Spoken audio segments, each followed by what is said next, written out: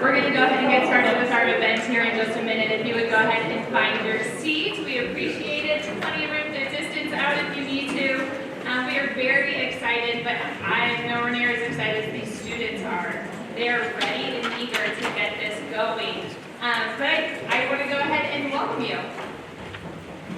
to Business Pitch Night 2022. This is presented by Cleveland Research Company and featuring the senior class of CBCA's School of Business and Entrepreneurship. We are so grateful for your attendance and your support. I am Alicia Chamberlain, the director of the School of Business and Entrepreneurship, and it has truly been my pleasure to be a part of this program in the CBCA community. This has been a year full of change and adjustments, especially as the students adjusted to having a new director. However, in the midst of these challenges, I saw this group grow in the leaders. They've been phenomenal. Not only in school, but in our community, they've committed to others, pivoting to find ways to still have an impact, and investing in developing incredible business ideas to present to you tonight. I am so proud of each of these seniors for their perseverance and dedication that is culminating in these presentations. To say that we are excited to be able to celebrate with these seniors in person and honor their hard work with this event is an understatement. Please join me in recognizing the graduating class of 2022, the stars of the show tonight. So let me get to hear you, if you don't mind.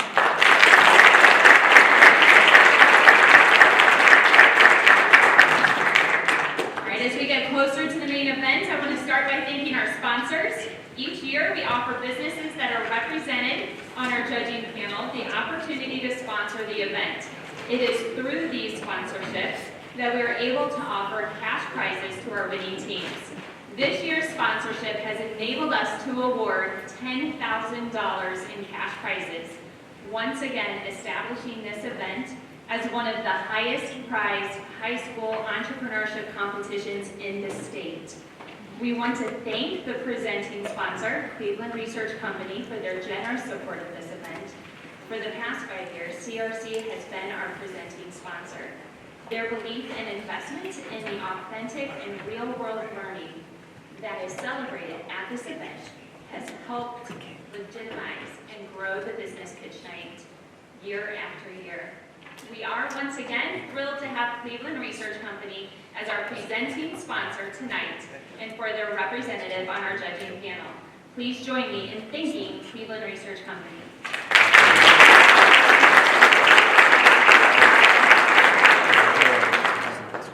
We are also so grateful for the additional sponsors, each one representative on our judging panel, that have made tonight's event possible. Please join me in thanking each and every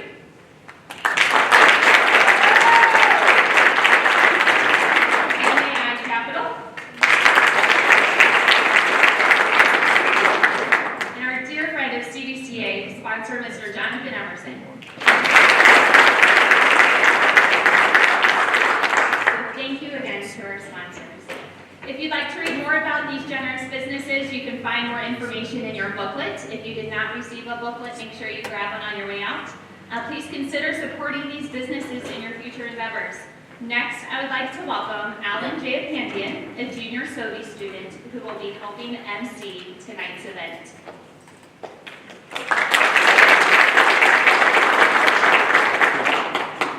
Greetings, everyone. Tonight, these students will present and display in a competition for 2 main awards. The first award is the People's Choice Award. Shortly, you'll observe 8 big idea presentations. These businesses have been created from idea to prototype, and in some cases, beyond. Their goal is to develop the most compelling case for their solution to a common or urgent problem and present a business that has the most potential to deliver that solution to the market. Following these presentations, we will take a short break for judging. At that time, you will get a chance to vote by going on the link that will be displayed on your smart device. The group receiving the most audience votes will receive the People's Choice Award. Our second and most prestigious category of awards are the Best Pitch Awards. For the judging of this award, we have brought in a panel of highly qualified business professionals. Following each presentation, there will be a short Q&A with our judges. Once all the groups are presented, we will take a short break for our judges to deliberate and choose a winner. Third place will receive a $2,000 cash prize. Second place will receive a $3,000 cash prize. And our best pitch will receive a $5,000 cash prize and the honor of being named best pitch. Some tremendous prizes will go out to the deserving students tonight, and we could not be more excited. Next, I would like to introduce our tremendous judging panel that has donated their time and expertise to provide authenticity to the judging process for this event. I would like to ask our judges to please stand as I introduce you to the audience. Representing our presenting sponsor from Cleveland Research Company, we have Mr. Vince Sepiel.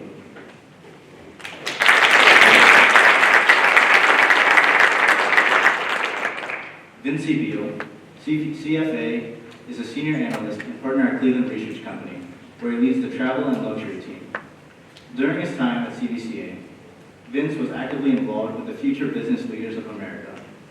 He graduated summa cum laude from Miami University with a concentration in finance and statistics. Vince and his wife Carolina have a 1-year-old daughter and are expecting a son in March. Join me in welcoming Mr. Vince Sepiel.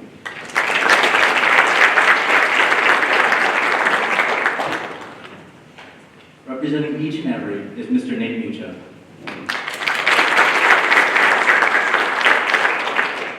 Nate provides guidance for how our studio moves forward.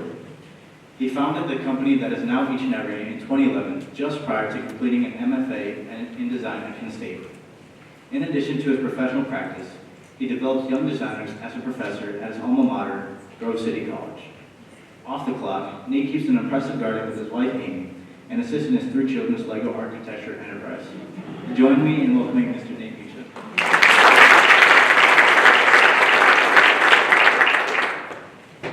Representing MAI Capital is Mr. John Zoller. John is the CIO and group head at MAI. He joined MAI's investment team in 2007 and became MAI's CIO in 2016. He is responsible for coordinating the firm's overall first investment strategy and implementation and MAI's client portfolios. He has a BS in Finance and Business Economics from the University of Dayton and holds a Chartered Financial Analyst designation. John shares his investment knowledge in his community by serving as the president of the City Mission Endowment Foundation. He also sits on the board of directors for the City Mission and is currently the treasurer and chair of the finance committee. Join me in welcoming Mr. John Zoller.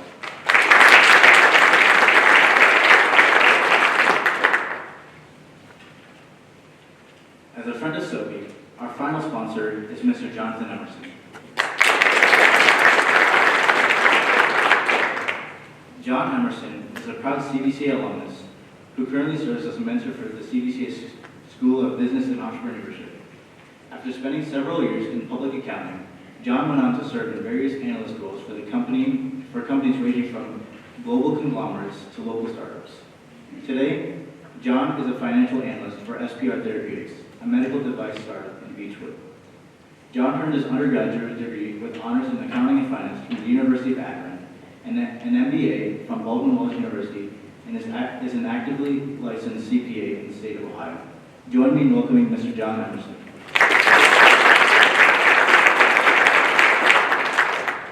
For our final judging seat, we have our honored guest designation. Each year, we take this opportunity to recognize an individual or organization as our honored guest. Over the past few years, our program has been blessed by an intentional collaboration with the University of Akron. As our program has developed, the University of Akron has generously offered our students behind-the-scenes tours, presentation opportunities on campus, and their incredible professors as guest instructors in our class and close advisors for our students. What's more is that the University of Akron has invested in entrepreneurship education across Northeast Ohio for decades and has helped to create fertile soil for the growth of the entrepreneurial mindsets. Tonight, we are excited to have the Dean of the University of Akron College of Business Administration, Dr. Susan Hanlon, as our honored guest judge.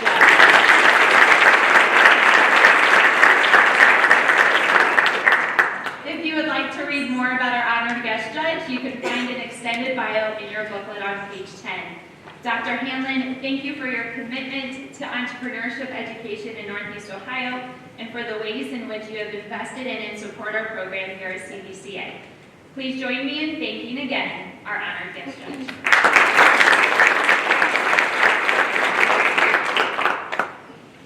Finally, I would like to recognize a few of our special guests joining us tonight. We have representatives joining us from Grove City College, the University of Akron, Fountain Innovation Hub, and other local partnerships. Thank you for taking the time to come and support these students. I would also like to formally recognize the CBCA board members, administration, faculty, and staff that have joined us tonight. I thank you for coming and supporting these wonderful students. In addition, welcome to the many SOBE mentors that have come to support their mentees as they participate in this competition. And finally, thank you, the family and friends of these young men and women.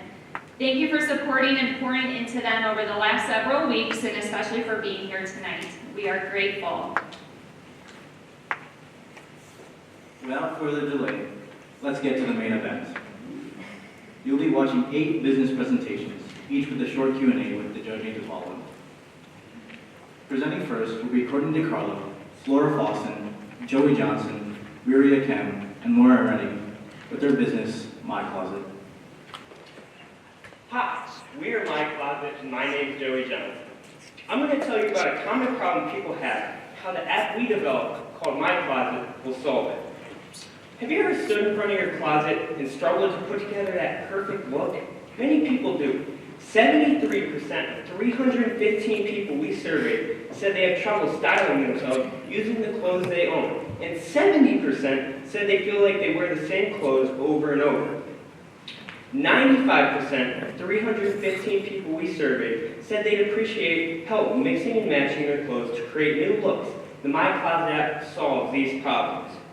My Closet is an app that captures images of all the clothes in your closet and recommends different combinations of great looks. So you don't have to do any of the thinking. If you don't believe me, we have a video to show how it works. I found out about My Closet through an Instagram ad and decided to check it out. It was so easy. I went to the App Store, found My Closet, and downloaded it. When I opened the app, it had me take a style quiz.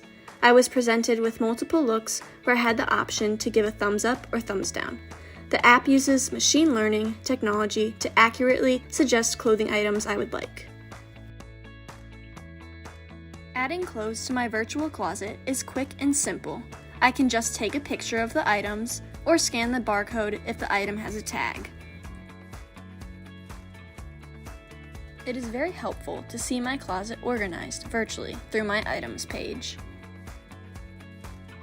Here's what happens when it is time for me to find an outfit. I can select the type of event I am attending and what the weather will be like. Then, the app suggests an outfit based on the information it has been given. I can approve the outfit or change individual pieces. Hello, my name is Joel, and I also enjoy using the My Closet app. Missing that perfect piece to your outfit? When the app styles me, it also gives me suggestions of items to expand my wardrobe. I'm able to do this through my own phone by purchasing the piece of clothing or accessory through the My Closet shop. The problem is, I've never enjoyed online shopping because I can never figure out what size I am. This app offers a universal sizing chart where I can enter all of my measurements. Once I have them typed in, I'm told what size I am in each brand offered on the app. The app also has a social media feature. I can follow friends and even celebrities for outfit inspirations. If I see an outfit that I like, I have the ability to try it on my own avatar. Then I can proceed to the shop and buy the outfit if I like it. My Closet has changed our fashion and can change yours. The My Closet app will use artificial intelligence and machine learning technology. Machine learning technology means that the app will continually improve its algorithms based on experience. So, the more the app is used, the better the app will become at putting outfits and accessories together, according to our Cleveland-based app development company called Boost.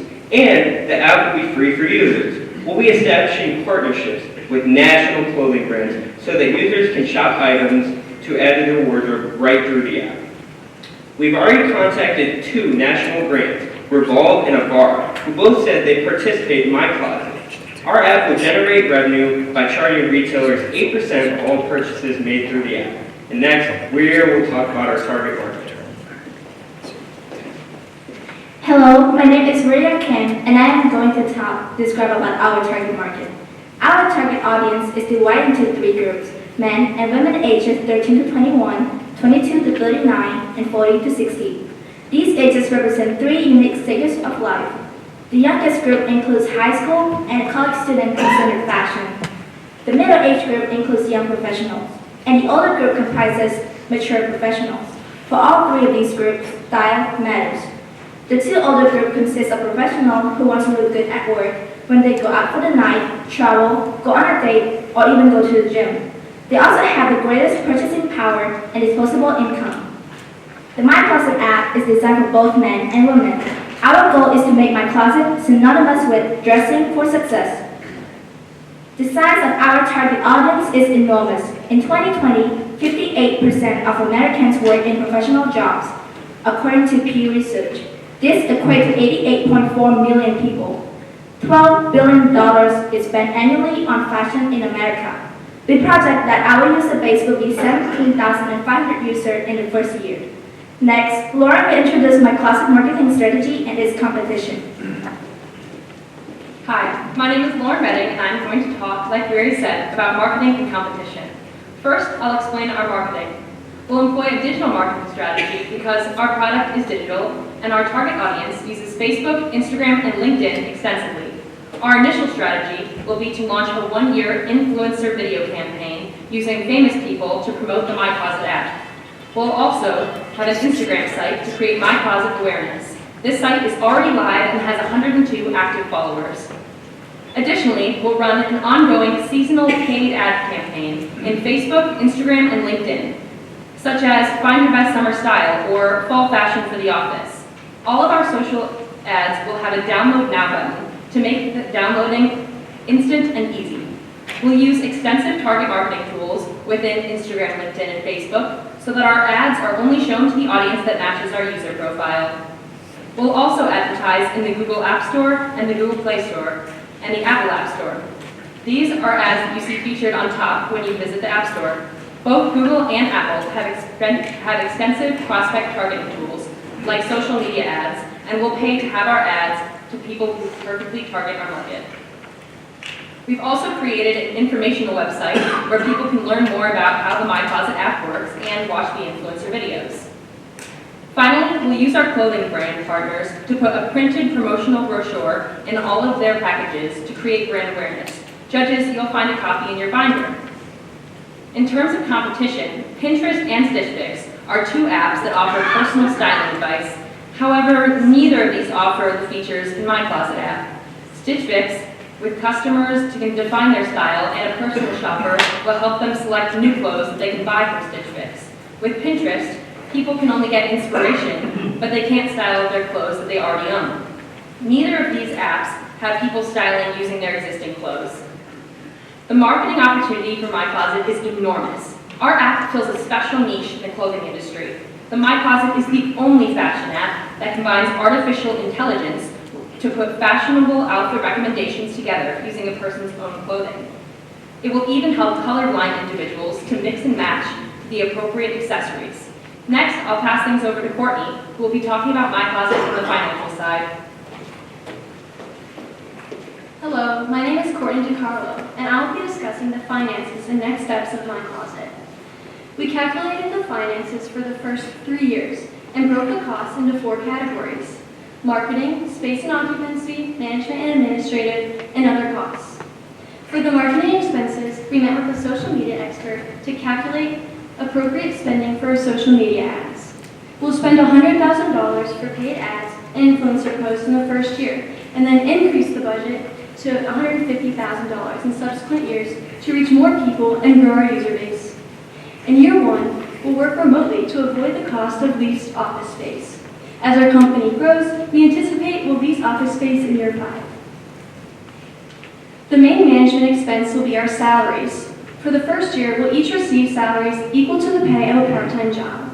In year 2, salaries will increase based on job position. Then each year, salaries will increase by $25,000 each. Other costs include app development, office supplies, and legal costs, such as a patent. OOS, our app development company, projected several phases of development, which will total 2,300 hours and cost approximately $350,000. We budgeted dollars in subsequent years for continued development. For our revenue projections, we forecasted the number of app users we'll have in each year and assumed a certain percentage of them will purchase from our retailers. We then assumed each person would spend a specific amount annually and took 8% of all purchases as our profit. We project nearly $7 million of revenue in year 5. Our 5-year timeline includes the following. At the beginning of year 1, we'll launch the app with all of its core features, including Avara and Revolve as our retail partners. At the same time, we'll launch our marketing plan on Instagram, Facebook, and LinkedIn, using paid ads and fashion influencers to build a user base. In year 2, we'll add new features to the app and ramp up our social media marketing to quickly grow our user base. In year 3, we'll add even more features, such as users being able to link their closet to their friends' closets so that they can share clothes. In year 4, we'll focus on contracting celebrities to use and promote our app. For year 5, we'll add more features to the app, including being able to link celebrities' closets and shop at a wide variety of major brands. User and retail partner numbers will be relatively small in the first year. As brand awareness grows, we'll see expedited growth in years 2 through 5.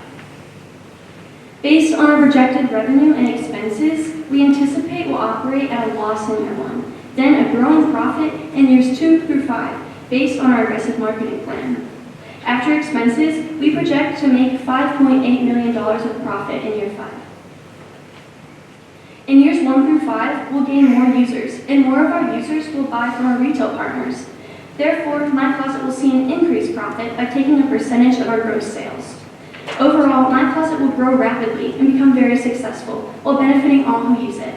Now, Flora will speak on how we each contribute to this business.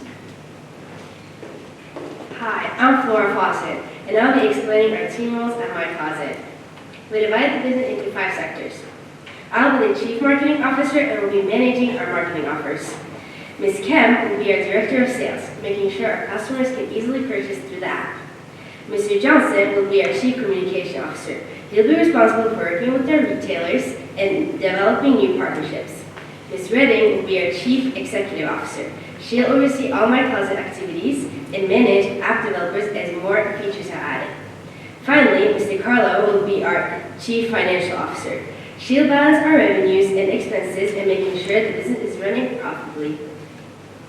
We're excited about the potential the My Closet app has for filling a unique niche in the fashion industry and helping people look great and feel confident with a click. Thank you for your time, and we're now open for questions.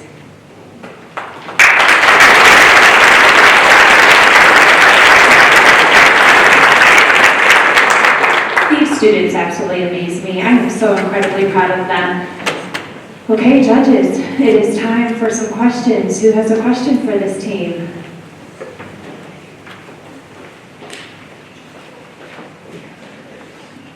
So thanks so much for all your thoughts. Very thorough presentation. A couple things. First, on the competition, you mentioned, I think, Pinterest and another larger social media site. But just looking through the App Store now, it looks like Style Book, Get Wardrobe, Purple Outfit. There seems to be a number of other players that kind of have a similar business model. That doesn't mean that it's bad. Yeah, it means it's probably a decent idea because other people are trying to do it. But what differentiates you guys from some of your more pure play competitors? Yes, of course. First of all, thank you so much for all joining us tonight. We have actually taken a look at all of those apps, and Purple especially glitches every time you open it. It doesn't work. If you try to scan through a barcode, it doesn't scan your clothes properly. If you try to take a picture, it doesn't upload properly. They don't have an avatar, so you're not able to see if you're it on yourself. There's no shopping feature, so you're not able to buy clothes through them. And most importantly, they don't use artificial intelligence, so there's no style quiz. Essentially, you're just putting your own clothes together, again, just virtually, which is not going to help you at all. That's basically just putting a collage together. Got it. That's a helpful explanation. And then my second and last question is, in your analysis of getting to $2 million in revenue in year 2 with 150,000 users, what percent are you assuming buy something, and then what's the average spend per user that you assume in your calculation? Can you repeat the last part of the question? Yeah, you say you'll have 150,000 users in year 2, and you'll get $2 million of revenue out of those users. I'm curious, what do you think the average user will spend buying goods on the app? Yes. If you're taking 8% of, is it $100 per user, and then what percentage of those users are actually buying something? So when we were calculating the financials, we actually ramped it up a little bit each year. So like I think it started at $50, and then by year 2 it went to $100, and it slowly increased from there. So it really depended on the year and what equation we were using. Perfect, thanks.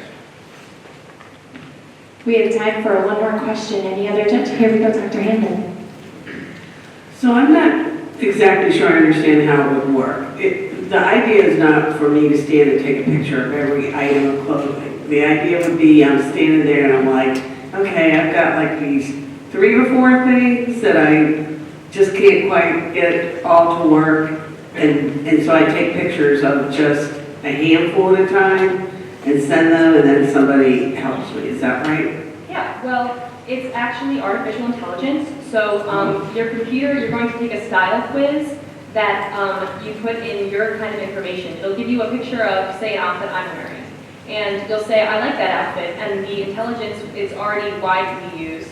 It'll say, oh, she likes this, and then it'll pull images from the internet and say she might also like all of these options. And you'll give a thumbs down to the option. It'll take all of the clothes that are similar to the things that you gave a thumbs down to and deny all of those clothes. So that would be how you buy it. But as far as scanning your clothes into your closet, if you're having trouble with one specific outfit, it would tell you, this is according to your style. You'll like this will work. This top goes with these bottoms. It'll never give you an outfit that it personally thinks doesn't match according to your personal preference. But it's not actually using my clothes. Yes, it is. That's you're able to scan your clothes into Oh, your I can closet. scan. Yes, all of your clothes are able to be scanned into your closet, and then it'll pull from your closet and generate pictures and put them onto your avatar. It's kind of like what I do with my daughter. I literally will take pictures and be like, do these go together? Well, hopefully your daughter doesn't have to do that. Right? It is your Thank you very much. If you don't have a daughter, you do that. Thank you, judges, for your feedback. Let's give my closet a round of applause.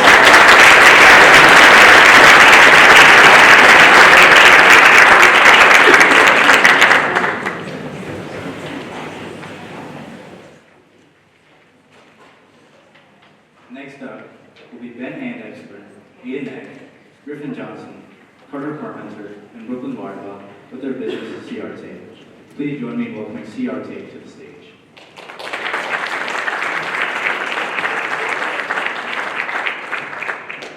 Good evening. My name is Carter Carpenter. Next to me are Brooklyn Warbaugh, Aiden Eck, Ben Handexler, and Griffin Johnson. Have you ever been planning your big event? Everything is going according to plan. You're racking up your stats. You feel like you're on top of the world, as if nothing can bring you down. I remember a night like this. It was during our football game against BSJ. While our team may not have been playing our best together, I was having the time of my life. All of a sudden, my leg locked up and I had to sit out for a while. I cramped in that game, and for a few drives, I spent my time hydrating and stretching, losing valuable time to increase my stats. I know as many other athletes do that this is a huge problem in the sporting industry. It is a common theme for athletes to work themselves so hard that they end up cramping and having to sit out in the sport that they love. Introducing CR Tape, the only product that can relieve muscle cramps for good. As we talked about before, muscle cramps are a huge problem among athletes. So much so that 67.5% are affected, whether that's in games, practice, or simply working out. This hinders athletes from reaching their full potential due to the possibility of having muscle cramp. Athletes stretch and hydrate, but still nothing seems to work. Athletes should not have to walk off the field during a crucial game. This is why we created CRT. CRT prevents and relieves cramps for good. Before a game, practice, or workout, you just simply apply the product to the area where you're most susceptible to muscle cramps and stick it to the skin using the adhesive layer on the top. This tape will slowly deliver a magnesium sulfate, also known as Epsom salt solution, with added electrolytes into the bloodstream that provides nutrients to relax the muscle and prevent muscle cramps. This tape is waterproof and comes in packs of 3. To accommodate for the different sizes of muscles, we have small, medium, and large.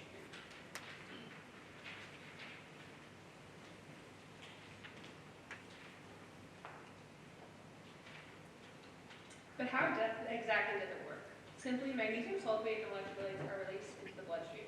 So how we designed it is that we created 4 different layers. The first layer is a strong adhesive and waterproof layer that will be stuck to the skin when used. This layer will also include tiny holes so that magnesium sulfate solution can travel effectively through the skin and thus into the bloodstream. The second and third layer would be surrounding the magnesium sulfate solution in order to effectively keep it in place. The second layer would also include tiny holes similar to the first layer. The final layer will just be a simple backing membrane to keep everything together. Also, if you look up to the screen, there's a better visual of what the product will look like. It will have a plastic release layer, then an adhesive layer, then a semi-permeable membrane, and then a drug reservoir, which is the magnesium sulfate and electrolyte solution, and then finally the backing membrane. My team and I did extensive research and talked to numerous medical professionals to make sure that this product would work effectively with the way we designed it. Now, unfortunately, because of the limited time and budget we had for this pitch, it was not possible for us to have our product, CRT, here to physically show you. Now, there's still a huge hole in our product that we haven't touched base on yet, and that is, how do we actually know magnesium sulfate or Epsom salt relieves and prevents cramps? According to Healthline, 75% of people don't receive enough magnesium nor electrolytes in their bloodstream, which causes detrimental effects to the body, such as regular muscle spasms. How exactly this works is that without magnesium sulfate in the bloodstream, phenolic compounds may build up in the body, which is in turn can interfere with neurotransmitter function and cause muscle cramps. Because of this, there have been attempts to relieve muscle cramps through magnesium, but not magnesium sulfate. The key difference between the two is that magnesium doesn't relax the muscles and doesn't absorb into the body as well as magnesium sulfate, according to NPS Medicine Wise. Epsom salt is commonly used in baths and as creams to calm down the muscles, especially when they're sore. But these ways are only temporary. According to Medicine News Today, magnesium sulfate would need to be continuously absorbed into the bloodstream for muscle cramps to go away completely. And this is exactly what CRT does. We also reached out to numerous medical professionals such as Dan Norman, who specializes in sports medicine at Akron Children's Hospital. When asked what he thought about this product, he said that it is a widely known fact that magnesium sulfate calms down the muscle, but by creating a solution of both Epsom salt and electrolytes, he sees no reason why this shouldn't prevent muscle cramps for good. When looking at our target market, we concluded that we were going to focus on marketing more towards collegiate and high school athletes. The total number of these athletes is around 8.5 million in the U.S. When marketing towards these collegiate athletes and high school athletes, they don't have that steady income to be consistently purchasing CRT, so we decided that we were going to market more towards their collegiate athlete programs. Then we're going to start to market more locally so that we can market to people that trust us, and then nationally. Keeping our target market and target market size in mind, we believe the most effective way to market is firstly through social media, secondly through local business partnerships, and thirdly through social media sponsorships. And this transitions into how exactly we're going to market to our target market. Like we said before, the 3 marketing strategies we're going to use are social media, local business partnerships, and athlete sponsorships. Due to the age of our target audience, which is ranging from 13 to 24, the use of social media would no doubt be effective. We can use the popularity of social media among teenagers to our advantage by having ads for CRT on various platforms such as Instagram and YouTube. Moving on to our second marketing strategy, we believe that creating partnership with local businesses would be extremely effective. Since COVID, it has become a well-known fact to communities that local small businesses will support each other. We want to take full advantage of this opportunity by partnering with small businesses in the area to create a set base of customers. Local businesses in the area that have the same target market include Second Soul in Akron and Running Virtues in Aldridge. Our last and final marketing strategy is athlete sponsorship.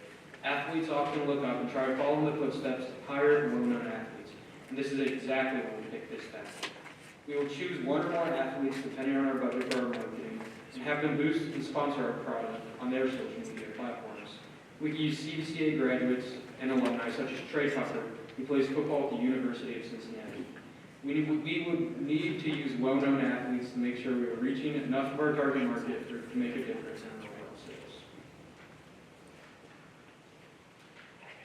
When determining the market price of CRT, we contributed 4 different factors. That was the cost of technology, cost of materials, cost of equipment labor, and what we wanted our profit margin to be.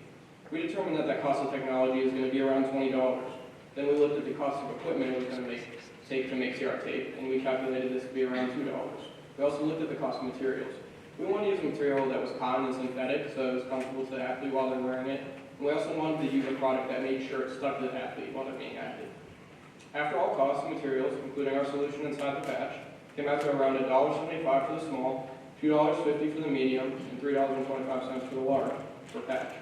After all this, we then considered our profit margin. We considered we wanted this to be around 10%. After all this, and after all these factors were added together, we concluded for the small package of CRT, we wanted it to be around $24.99. For the medium, we wanted it to be around $26.99. And for the large, we wanted it to be around $29.99. Keeping all these factors in mind, we came up with an estimation of sales we believe we could achieve and receive in the first, second, third, and fourth quarter, along with year 2 and year 3 of our business. We calculated that a reasonable estimate for the first quarter would be reaching an estimate of less than 0.01% of our target market, giving us an estimated sales of 850 products sold in the first quarter. Transitioning to the next quarter, we believe that a reasonable increase in sales would be about 1.5 times the sales of the previous quarter. If you look up to the screen, you will find both the sales estimates and profit estimates for each quarter and year. The estimated price sales for the first year is $188,643, with a total profit of $125,629. This is based on reaching 0.2% of our target market. In the second year, we calculated there would be about $955,005 in sales, with a profit of $785,005, and this is based on reaching a little less than 5% of our target market. And lastly, in the third year, we estimate the total sales of $4,834,712, with a profit of $609,712. This is less than the previous year because in year 3, we would expand our business by buying a large base for business and manufacturing.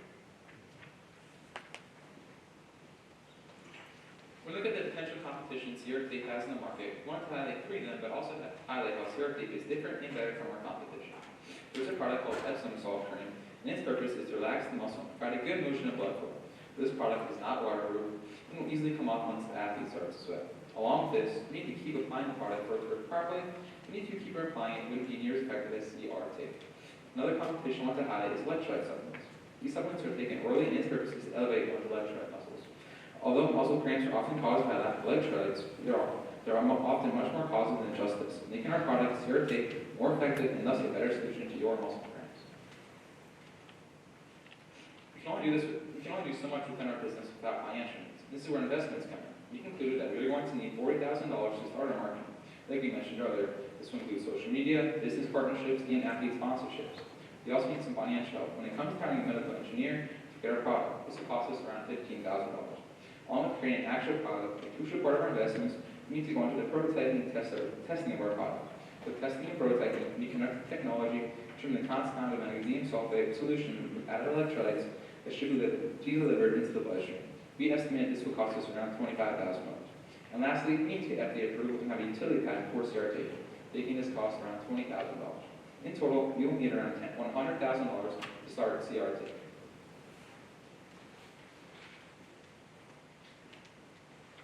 We have high ambitions for CR tape, and we believe with the right materials provided and with the right funding, we can make a difference in athletes' lives. They no longer need to go off to the game with the possibility of muscle cramp. Instead, they can enjoy the game they love with relief. CR tape, relief at last. Thank you, and we are now open for questions.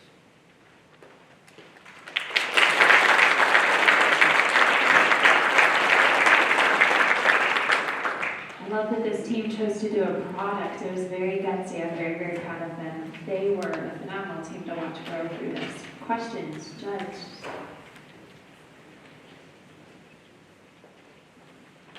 Great Great job, guys.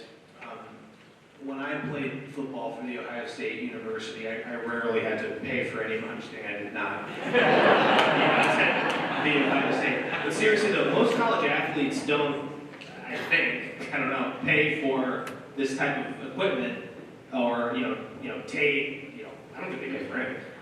10% margin is not super high, and I'm not questioning it necessarily, but I'm interested to learn how you landed there. This seems like a great product that you could probably charge a lot more for, and I'm wondering why you're not.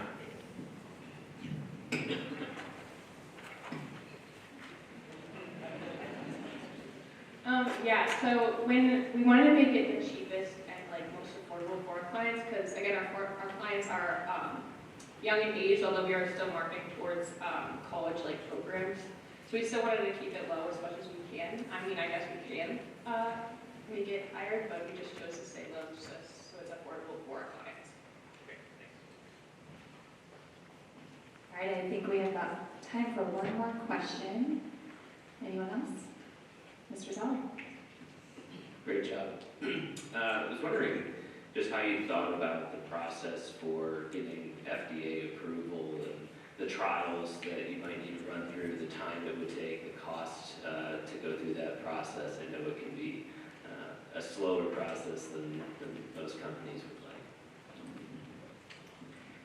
Okay, so yeah, no, we actually considered the FDA approval, and we actually did, we stopped by a store in Aldridge, and it was basically sold products that did not have FDA approval, and we kind of talked to them and basically asked what was the process that they sold it, and they said it is a very easy process, surprisingly. They don't have to get FDA approval, and so what we plan to do is sell our product for the first maybe year or so without FDA approval, and then once we kind of elevate and we gain trust in our customers, we wanted to actually get FDA approval so that we can have that claim.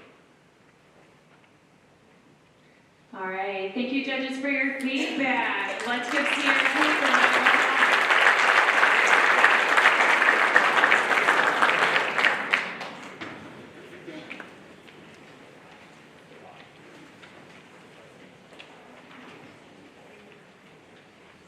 Next up will be Jonathan Byerly, Samuel Cox, Calvin Marshall, Liam O'Keefe, Lisa Rita, and Kayla Seymour with their business, Shavu.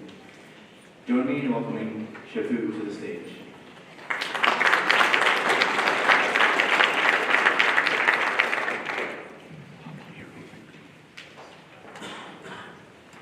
We are Shavu. Be your own stylist. Hair is something that everyone worries about. How does it look? How do I style it? What haircut should I get? What products should I use? People hate strolling through Sephora and Ulta trying to find the best products for their hair.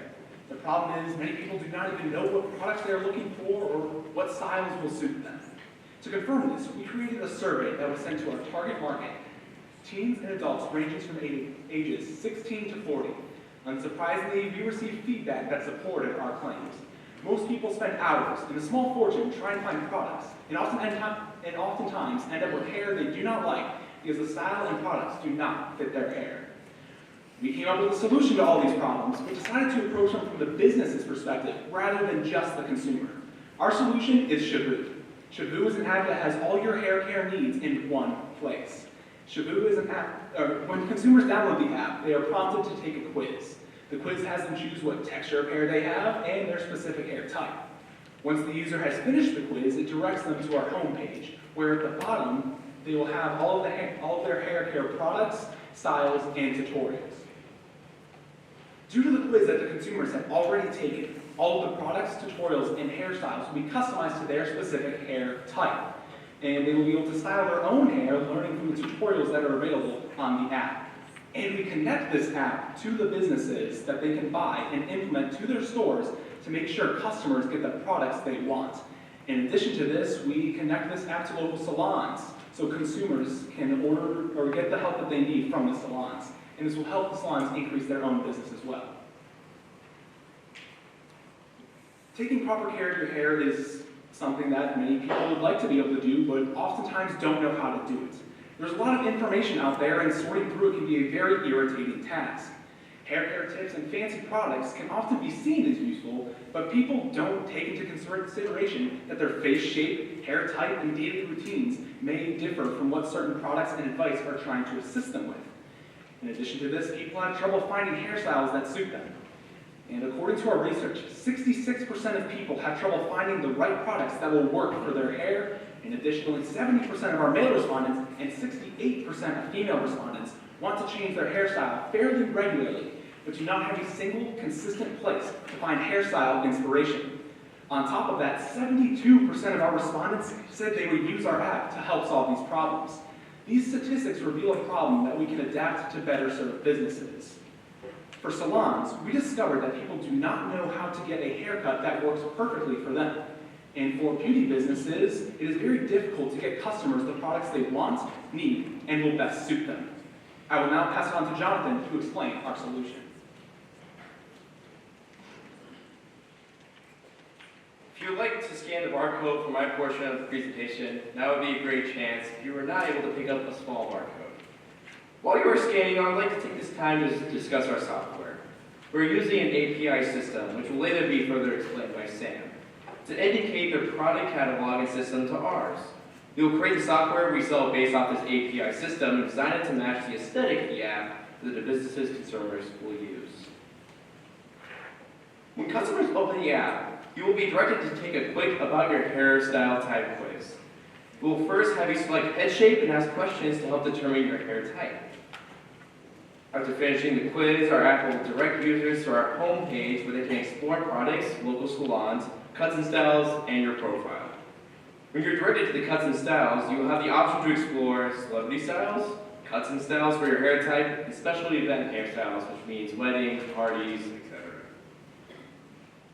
If you select the products options, products from stores in your area that use our software will appear with the products in that store that will work best for your hair type.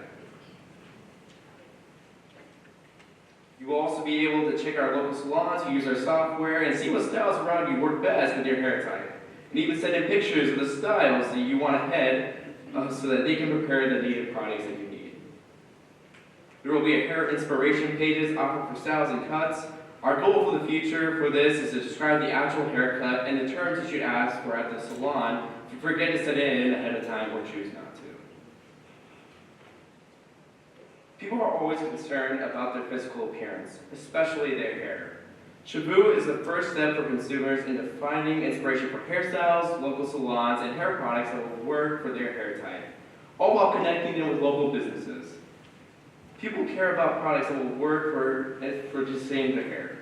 Shabu identifies products that will work for the consumer's hair type in the catalogs given by the businesses who bought and implemented our system. I will now pass it on to Lisa, who will discuss our team and user demographic.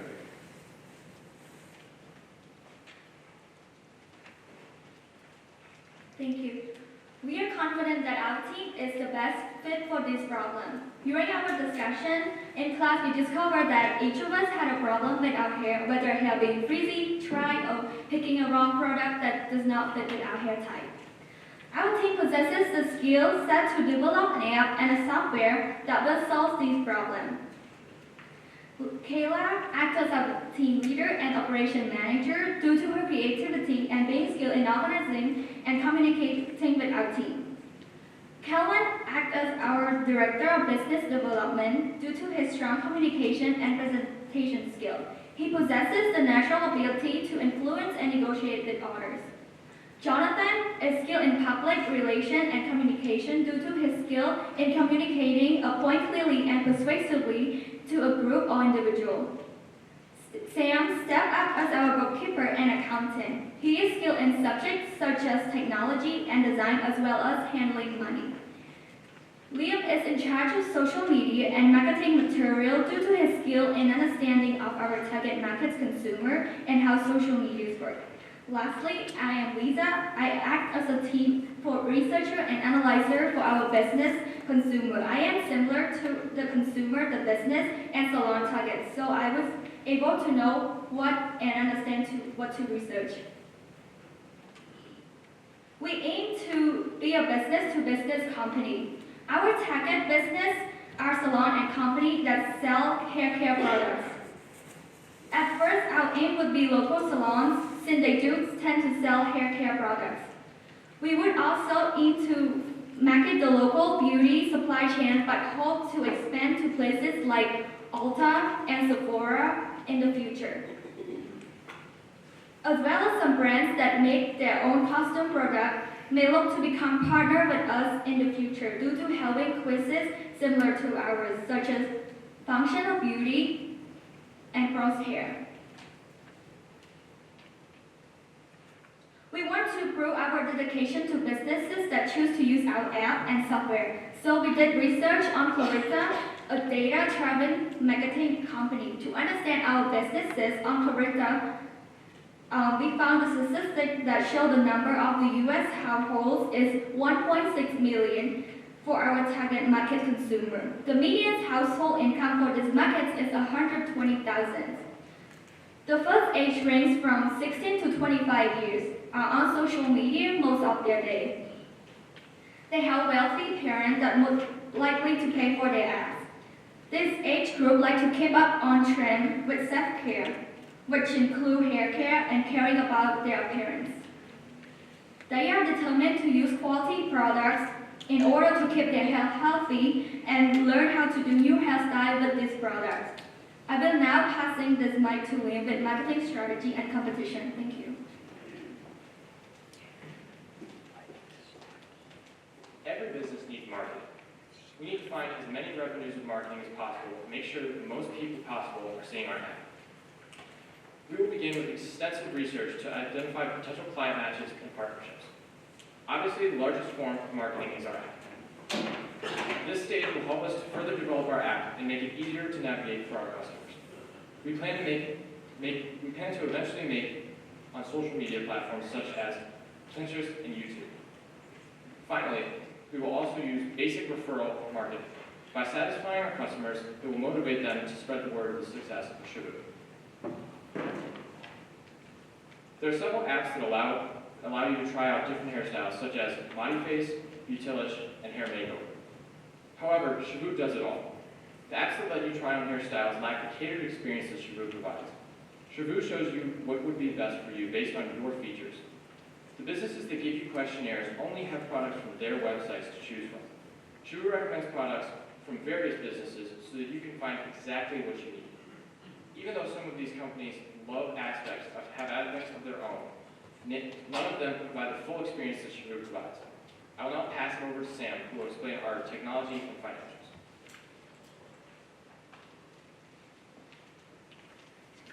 We plan to develop our app by hiring out a senior developer that has experience in the field and can help us in making crucial decisions. The app and software will operate off an API that can be easily updated and built onto. Through this, we will connect the businesses and salons already existing catalogs and adapt them to fit the format of our software. User experience is extremely important to us, and we plan to provide the best. We have a sleek and streamlined design that helps the business and consumer navigate the app with ease. We have taken our prototype out for testing and saw positive feedback from both salons in the area and the casual consumer. Our app will be available through the App Store and Google Play Store for free download. We plan to have both an app and a software in order to touch both sides of our market. Not only will we be providing an app that helps people find their next best hairstyle and appropriate products, but also a software that can be adapted to a company's specifications in order to help their customers find the right items for them. Moving forward, we plan to look into a facial recognition integration in order to provide a more personalized experience. Now I'll pass it over. When it comes to finances, we have an estimated startup of $89,000. We plan to collect investments in the amount of $217,000.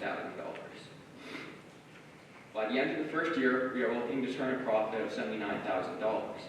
But that's just the start. Our second year will bring in $950,000, and our third year will end us with $2.5 million. We plan to reinvest into the development of our company and look into better options and tools to help us provide the best experience. Now to Kayla for our highlights and closing statement.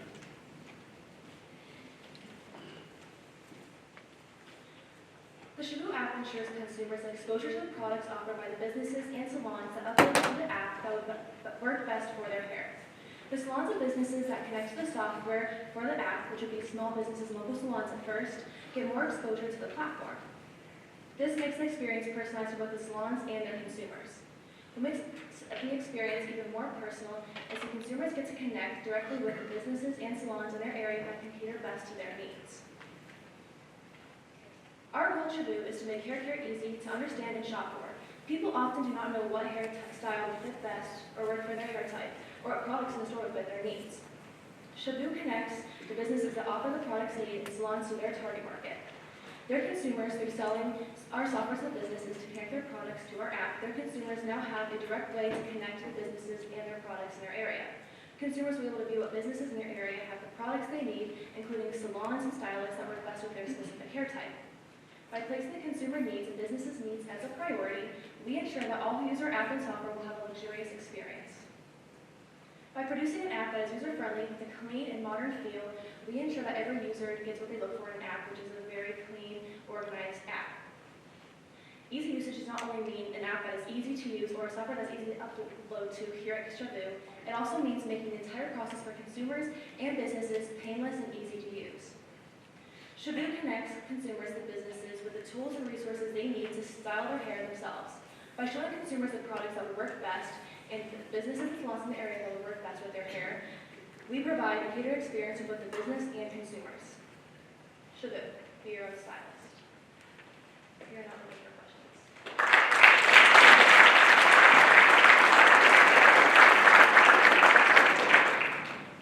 Again, so proud of them. We have time for about one question. Which judge wants to take this one? All right, Dr. Hanlon. Can you just tell us what's your revenue stream? Like, are people paying for the app, or are you getting money from the salons that you sell the product? I just wasn't clear exactly where the revenue was coming from. That's great. So we are looking at revenue not directly from the app user, but more from the salon being charged a fee as well as the selling of the software catered to a company.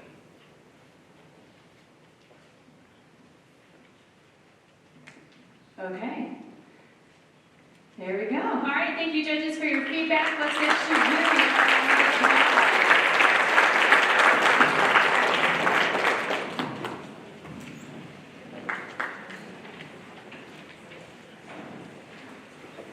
Next up will be Izzy Aiken, Ashawn Cansey, Blaze Robinson, and Hannah Van Druden with their business Quick Shop. Please join me in welcoming Quick Shop to the stage.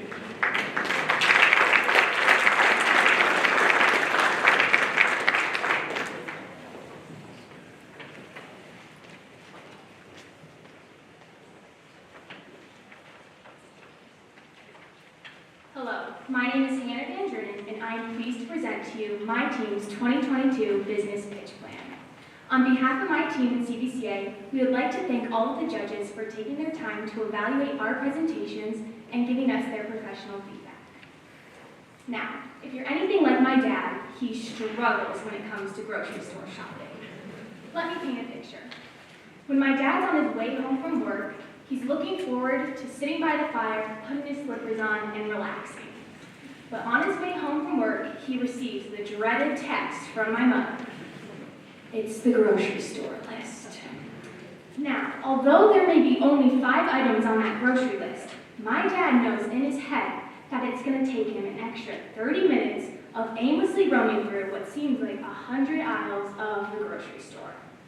And when he gets home, he only hopes that he grabbed all the right items my mom had and didn't spend $10 on grapes. True story.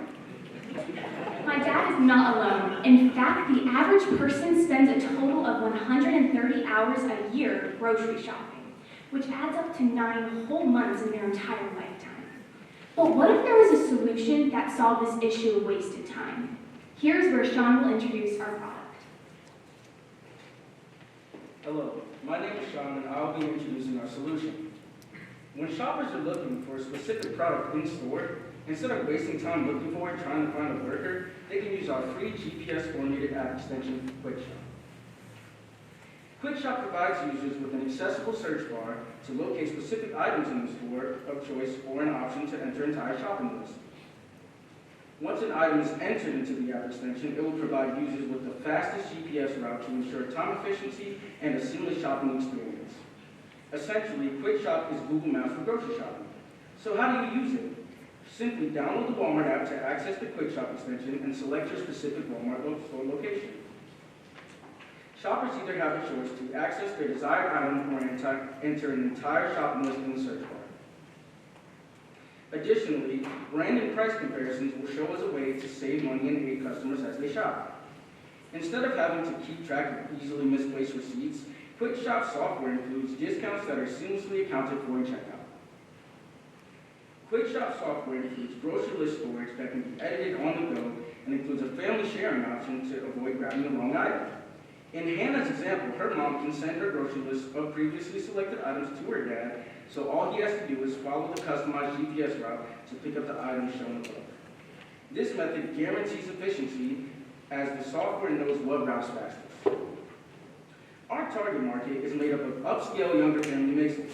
They tend to be upper middle class citizens that enjoy attending sporting events with their families and are more thrifty with their spending. QuickShop provides them with an efficient lifestyle as they would be cutting down on wasted time, saving money, and investing locally. Through surveying over 70 participants in our target market, we identified a very prevalent need for our product. 84% of our survey group answered that they found difficulty in finding items when shopping, further proving that QuickShop is a needed addition to our target market shopping routine. Next, Izzy will further speak about QuickShop features. Hello, my name is Isabel Aiken, and I'll be introducing QuickShop's business model. Through extensive research, my team and I found that the hidden revenue model is a perfect fit for us. This model is used by companies like QuickShop who don't charge their customers directly, meaning that no revenue will be generated from the average person who uses it. Hence, why our app extension is free to use to customers. Our revenue will be coming from the large corporations like Walmart, who will purchase our app and seamlessly plug it into their own pre-existing app. That corporation will then pay either a monthly or annual fee to keep up with app maintenance, such as layout or product changes, that we will take care of. To successfully launch our product, we have strategically placed milestones to reach our end goal. My team and I have already surveyed our target market and collected the data needed that helped us make decisions and produce our app extension. Development time will take approximately 4 months to finalize and will be accessible to both Android and Apple users. My teammate is currently in contact with Walmart's Hudson Drive location and has received feedback via phone call. Once we acquire a year-long partnership with a select Walmart store location, that app extension will be then integrated into their own app. While the dream is to branch out to other various locations and other corporations, we are taking a narrowed or rifled approach rather than a broad shotgun approach. Once we have proof of concept, we will move forward with additional partnerships, such as selling data and customer habits. Customer trends are extremely valuable to data brokers and stores, so we can expect to gain much from this. With user approval, QuickShop can sell customer data through tracking on the app extension. Brand visibility on the app also serves as a medium of revenue. Brands can pay for their product to be featured on the app extension. In this example, the brand Cheerios can pay for a feature in QuickShop software and in popular store items. QuickShop differentiates itself from an identified competition, which are Instacart and curbside pickup, through its many features such as receipt and coupon storage, reminders for upcoming deals, price comparisons, shared grocery lists, and live customer feedback. Larger corporations such as Walmart do have an app in use, but their app does not provide what QuickShop has to offer. Here's an example of the GPS formatted route that QuickShop provides and how it surpasses other store apps that just give basic aisle numbers. As seen on the screen, our apps will exceed our competitors because it provides valuable features that will only benefit users in the stores. With approval, we can utilize stores' existing software to cut down on app development expenses, ultimately benefiting both us, the company, and our target market of shoppers. The bottom line is that shoppers want efficiency, and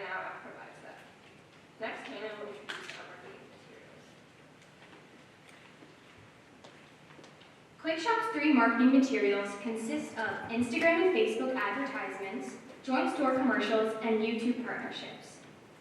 Upon acquiring a partnership with Walmart, we will effectively reach our target market of shoppers through vibrant, eye-catching, and consistent social media posts on both Instagram and Facebook. These platforms will create growth and awareness as an ability to keep customers informed while reaching our financial goal written in our contract. With specific QR codes, Instagram polls, and looking through analytics, we can track viewer engagement and receive helpful feedback. Secondly, investing in joint store commercials will allow us to utilize Walmart's pre-existing target market while further expanding ours. Our plan is to partner with a name brand such as Walmart so that this marketing material can be set in motion. My team and I discovered that engagement decreases with video length, and viewers retain 95% of the message when they watch information in video form, compared to 10% when they just read it in text. This helpful research proved that investing in joint store commercials would be highly beneficial. The startup cost for a professional video advertisement costs between $10,000 to $30,000. However, the renewed cost would be from $5 to $10 per 1,000 views. Just to put this in perspective, Walmart receives 100 million views on advertisement per month. Hence, utilizing this tool would be extremely wise. Lastly, through utilizing the platform YouTube, we plan to partner with social media influencers and well-known YouTubers. For an example, a 5-minute promotion specifically featuring QuickShop's extension in the Walmart app will allow us to have product exposure and engage our target market. Walmart has already partnered with YouTube influencers, so this would be a seamless yet effective tool to showcase all of our QuickShop various features. My team and I plan to establish a year-long contract with at least one YouTuber and additionally reach out to one other influencer each month. A partnership like this would cost around $2,000 per influencer with a minimum of 5,000 subscribers. Although this price may seem high, there are extreme long-term benefits in the future. Next, Blaze will introduce our team strengths. Hello, my name is Blaze Robinson, and I'll be introducing our team strengths. QuickShop's team strengths are based on experience in engineering, digital design, and leadership in multiple capacities. Izzy and I are passionate about the design of QuickShop's extension and the engineering that would be required, so we would be heavily involved in the product's design and development. However, Hannah and Sean are more creatively talented and would focus on marketing and leading communication. Our personal experiences greatly help us as we seek to solve this issue, so we would be highly involved with the app extensions transition. But first, let's take a look at the numbers. The initial cost of our business would come from the original app development, app patent, Apple Store approval, and the cost to maintain the app. Pricing for an app creation typically is around $100,000 to $500,000.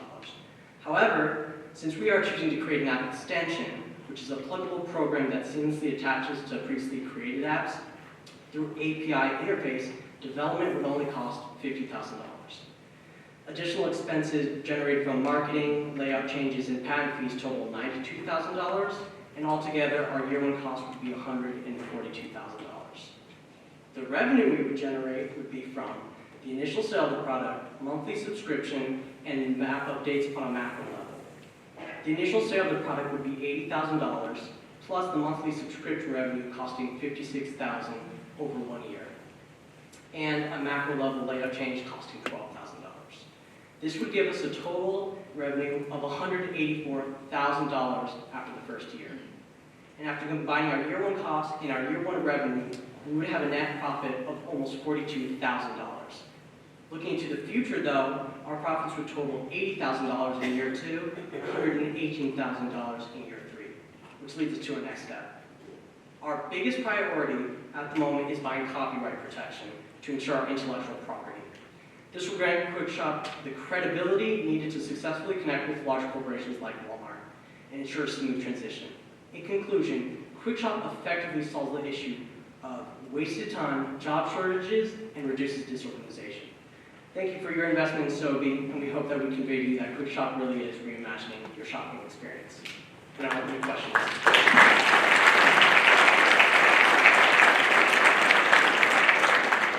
I love their creativity. All right. Who has questions? Great job. And I agree, I feel like shopping efficiency is something I'm very concerned about. In your research, did you find that stores want shopping to be more efficient? Because I think browsing is something that stores are really interested in. And Excellent question. Yeah, and caps and such. Yeah, so one of our big ideas, not only having customers gravitate towards the store instead of just being online. A lot of times during COVID, people were just browsing online. And if you're just looking online, you only have your 10 selected items instead of finding, oh, there's a new product on aisle 80 or whatever. So stores do want this product because not only delivery services can actually implement this. So say I'm looking for DoorDash, I can use this app if Walmart grants it to me to actually make my shopping experience way faster so that DoorDash can actually make more money. So it's a big attraction feature. If we only give Walmart access to this product, they're gonna get a lot more customers because it's an exclusive app extension. All right, thank you. Do we have another question? Let's go, Mr. Zipio. So I think you have an interesting angle there with streamlining the online shopping experience for folks like DoorDash. A couple questions. One on your ramp. I mean, I think if you're doing 2 locations by year 4, you're never going to make it there. You're going to burn way too much money between now and then. So why did you come up with what feels like such a gradual ramp? And number 2, if you were to approach Walmart with something like this, if it was feasible, why do you think Walmart's not already doing something like this? Well, right now, currently Walmart only has aisles where they can specifically not for customers but more for the actual workers of finding where it is in the store. And so that's nothing compared to having a physical GPS map where you can locate all your items. But your first question was also...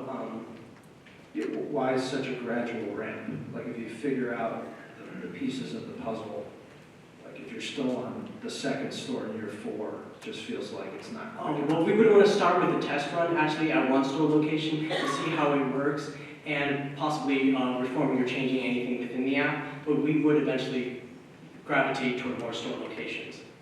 Also, our app extension is very particular on which location. So not all Walmarts have the same exact store layout. So that's why we're only focusing on 2. And again, you're going to attract a lot more people to those specific locations. And that's why we found the Hudson Drive location a popular one. So that's why we're communicating with that location. Thanks. All right, I think that's it for our questions for Quick Shot. Thank you, judges, for your feedback. Let's do a Quick Shot round.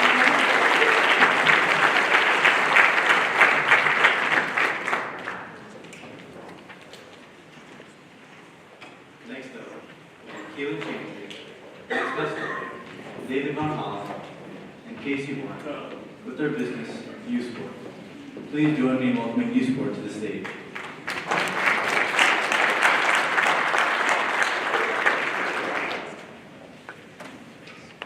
I am Casey Warren presenting Esports, helping you find your fit.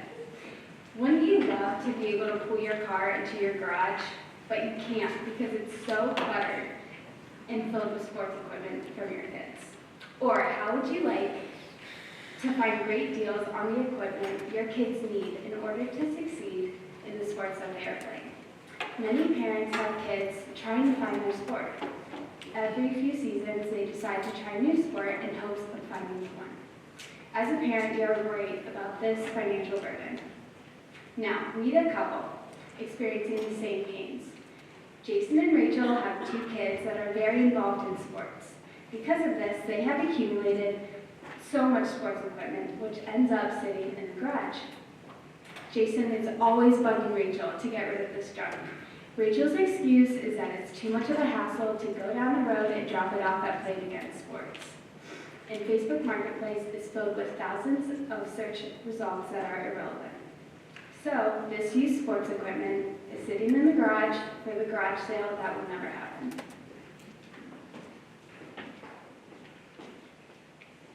Following our market research and researching pain points in the market, We carefully consider issues that 82% of young athletes and parents experience. Those who participate in sports require equipment which is both expensive and hard to find, according to 58% of our target market that we asked. This is the case when children are transitioning from sport to sport, season to season, in order to search for their passion. In the process, parents begin to hold a stockpile of all of this equipment, and it simply sits there in their storage, not being put to use. As athletes ourselves, we have all found problems with the current solutions in the marketplace. Although there are several solutions that offer options, the current market solutions remain unreliable, often untrustworthy, and overpriced while lacking ease. There is not one solution that offers the consumer all of the needs of the buyer, the seller, and the renter. For those reasons, we need a solution such as an online equipment trading application where buyers and sellers interface over our service to both obtain and list their sporting equipment. We recognize the challenge of going to stores, searching for used equipment that is even remotely adequate, or listing an item on eBay only to find it weeks later lost within tens of thousands of search results.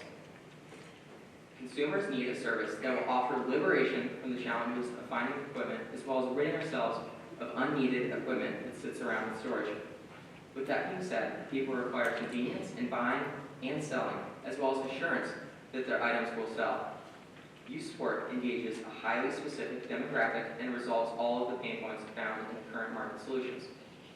From the standpoint of the seller, they would like to know that they are reaching their desired target market.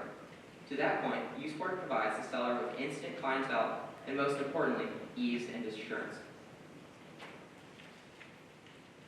So introducing Esports. Esports is a new one-stop shop for parents, athletes, or someone looking to make a few extra bucks. Let's explain, because it's extremely easy to use for those that are a little less tech savvy. This app will allow users to buy sports equipment at a fraction of the cost of new sports equipment, with the guarantee of high quality and excellent products. As a seller, you just need to snap a few photos of the equipment, answer a few questions of the condition that it's in, and wait for a shipping label to be sent directly to your email. Once it's confirmed that a buyer has received the equipment, cash will be sent directly to the seller. No more hassle, no more waste of time, you wouldn't even have to leave your house. Now let's say that your child is looking to start a new sport. The eSport app will help you narrow down exactly what you need, because let's face it, how many people know exactly what equipment they need when the child comes up and says they want to start playing rugby? I wouldn't even know where to start. Users of the eSport app will be able to go right into the app, select the sport, and shop for affordable sport equipment. It's that easy. And say they're unsure about starting a new sport. The eSport app will offer a feature where you can rent equipment for a season to eliminate even more financial strain on you. To help make this app a reality, we have spoken to the Akron Web and App Development Company. They have given us an outline of the initial startup costs and fixed maintenance costs. Akron's web and app developers have given us an online e-commerce website, which allows people to buy, rent, and sell across the eSport platform. As stated previously, this app is extremely easy to use. Once you've opened the app, all you need to do is select one of the following options: buy, rent, or sell. Once on the desired page, you just need to follow the steps prescribed on the screen, and it's that simple, easy, and pain-free. The eSport app will eliminate the hassle of hauling used sports equipment to garage sales or retail shops. This convenient service will make a once painstaking process simple, easy, and enjoyable.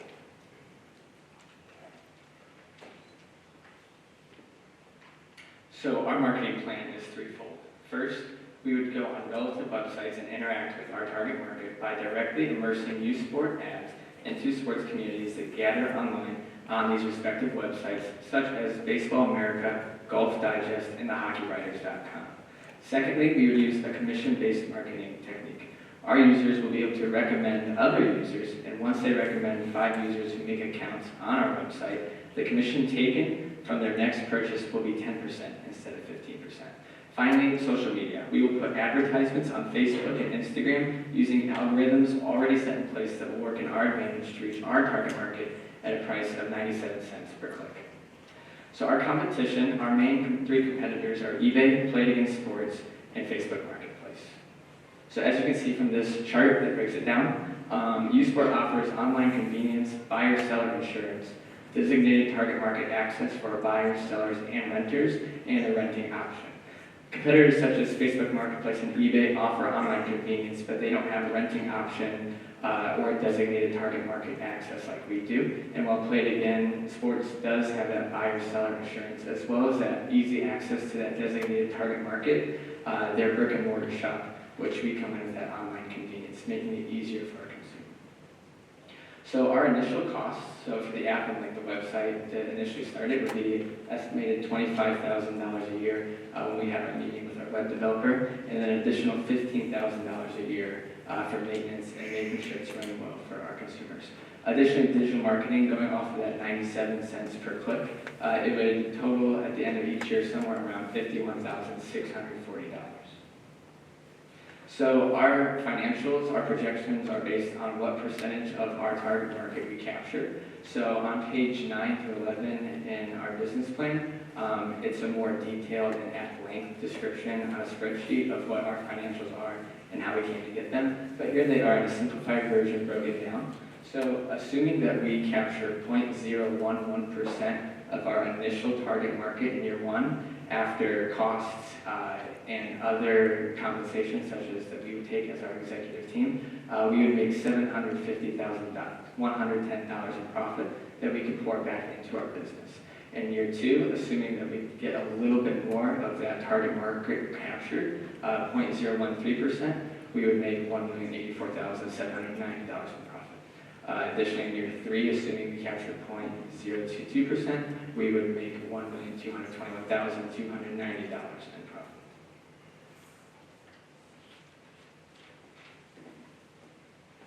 As we continue progressing in our company and experiencing growth, it will be essential to clarify what positions are necessary and who will hold what title and its corresponding responsibilities. Casey Warren will function as our Chief Executive Officer of Esports. We believe that her drive and leadership will aid the company in its growth as we seek to thrive moving forward. I, David Van Halla, will function as the Chief Operations Officer, making sure that all tasks are completed and all loose ends are met. Max Pastoria will deal with finances as the Chief Financial Officer, and as CFO, and following Keelan Chantry as CMO. He will deal with all of our outreach and brand awareness in our beginning stages, and he will fulfill our marketing plan moving forward. So for our next steps, we intend to expand our advertising during the next 5 years. So right now we are currently only advertising on golf websites, hockey websites, and baseball websites. Although buyers, sellers, and renters can exchange any type of sports equipment, those were the 3 that we focused on at the beginning. So in the next 5 years, we intend to appear on well-known websites in order to attract members of any sport, specifically lacrosse and tennis. We would like to collaborate with local sports teams as well to help even more people find their fit. So partnering with like local baseball rec teams and things like that and sponsoring those teams to make sure the kids all have a chance to play sports and find their fit is important to us. We would also want to run fundraisers at these events so that we can acquire sports equipment to distribute to children that might not be able to afford playing a sport. And ultimately, we want to help you find your fit. Thank you, and we are now open for questions.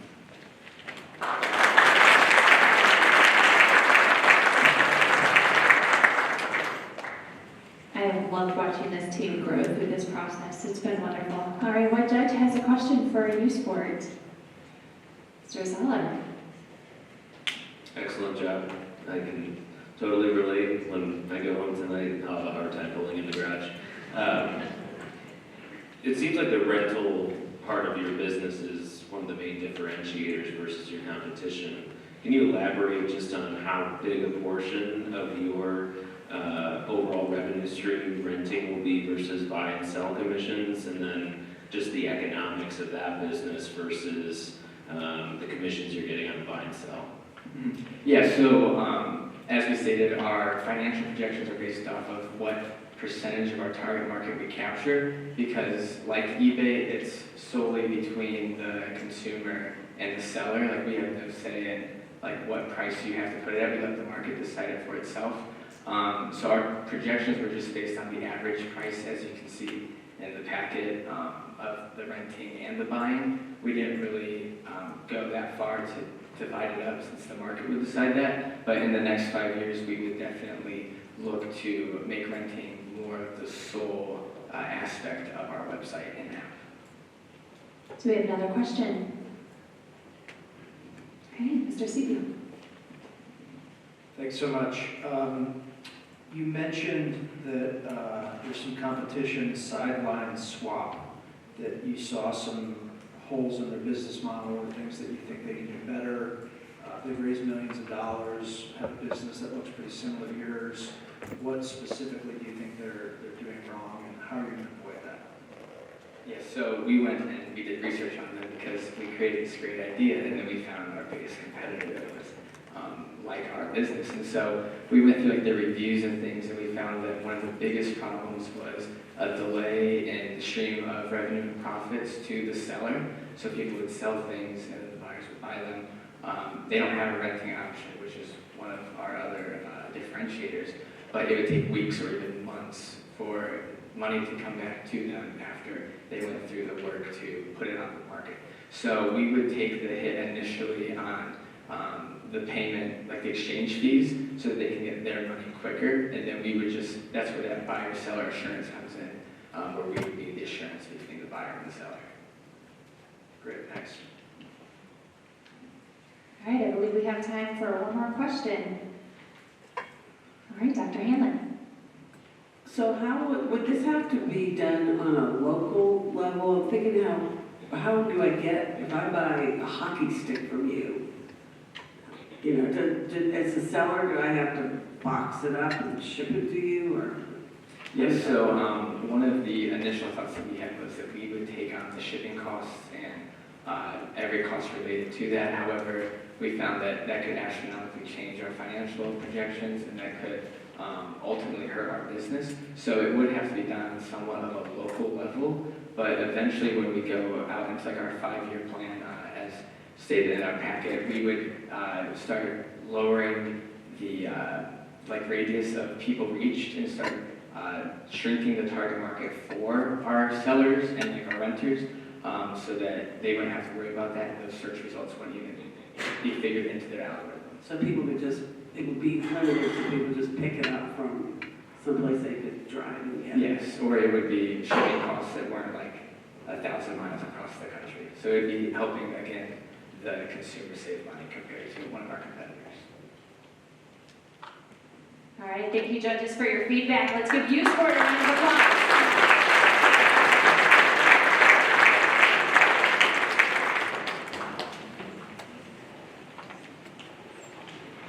Next up will be Drennan Akins, Jonathan DeLucia, Katie Downing, Hannah Luss, and Benjamin Peralta with their business, One Brush. Please join me in welcoming One Brush to the stage.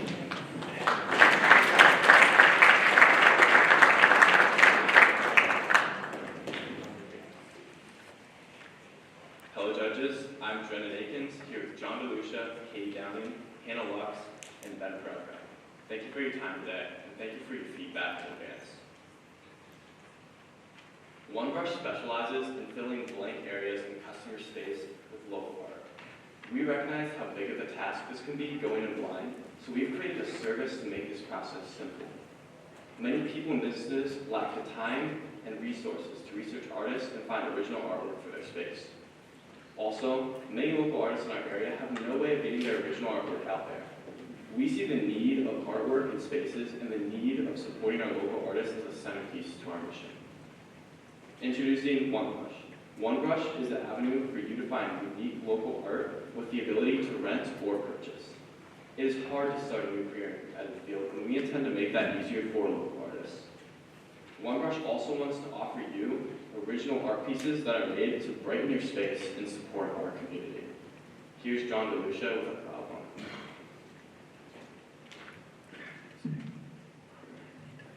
So as Drennan just mentioned, it has always been difficult to find artwork that suits your space, and it's expensive to purchase different pieces that will fit the customer's individual wants for what they would like their space to look like.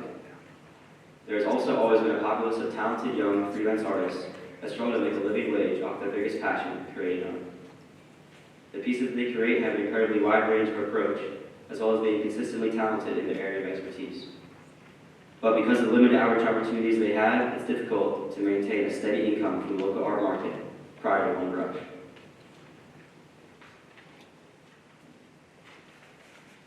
solution is OneBrush. OneBrush provides an avenue for people to brighten up their spaces and for local artists to get their name out there in a very competitive market. Customers are able to go to the OneBrush website, perfectly tailored for them, to view all the possible art available to be rented quarterly or purchased, and find what they would like for their space. Art can be rented at 3 different price tiers or purchased. And then, if a customer loves the piece that they rent, they can buy it at a discounted price the next quarter.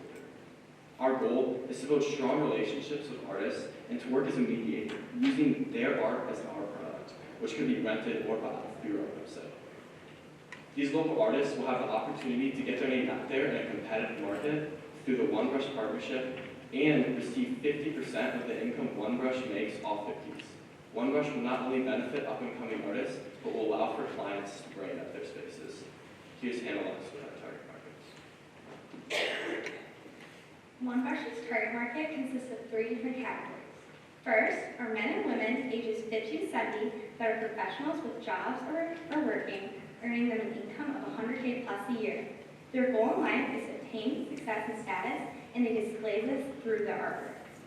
Second are people or realtors who are staging homes during the selling process in order to brighten up the space and make their home more desirable to buyers. Lastly, many office buildings or local spaces enjoy showcasing art from local artists or decorating for different seasons. Having the ability to seasonally rent art would be beneficial for the space. OneBrush will use 3 different marketing materials. For physical outreach, we will utilize art shows and art museums to further reach potential customers and potential partnerships with local artists. These are events and places where our target market is highly populated and it's important to take advantage of these opportunities. This is a sense of word-of-mouth marketing. Second, we created an interactive, user-navigate website that will highlight our services and give customers an opportunity to purchase our services and get paired with their own personal design consultant and enhance their experience and guarantee satisfaction. Customer service will be our top priority. And lastly, since our target market is localized, we believe that flyers will be an exceptional marketing tool to reach our community. We intend to put flyers in upper middle class neighborhoods, spaces like grocery stores or coffee shops, art museums in the Northeast Ohio region. Physical flyers will display our dedication to our mission and focus on community outreach. Here are some images from the website prototype we designed with the software called Squarespace. Our website includes the mission of OneBrush and the services we offer. As we grow and expand our partnerships, we plan to include artist spotlights, which will spotlight our artists' work to further achieve our innovation to support our local artists. This is an example of a flyer we will use as a marketing tool.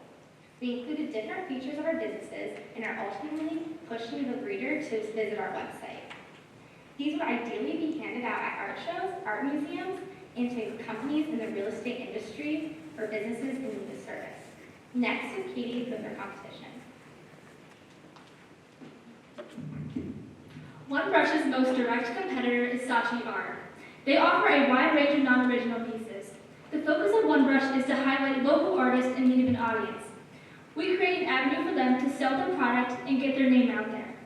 Saatchi Art is an already distinguished brand. The challenge would be to distinguish our brand against their already distinguished brand. We want to support up-and-coming artists. We make sure that they are local and that they're able to support the community. We have other indirect competitors, such as Pinterest and Etsy. We provide a marketplace for art that is customizable and focused on customer satisfaction. Pinterest is used more for inspiration and not directly used for retail. Etsy is similar to OneBrush because it sells art from small artists. However, Etsy does not offer a renting service, and Etsy does not direct its focus to customer satisfaction. Our dedication to our clients and our push to help better our community by supporting local artists is what makes OneBrush uniquely special. We provide high-end art found right here in our backyard of Northeast Ohio to make clients fall in love with their space.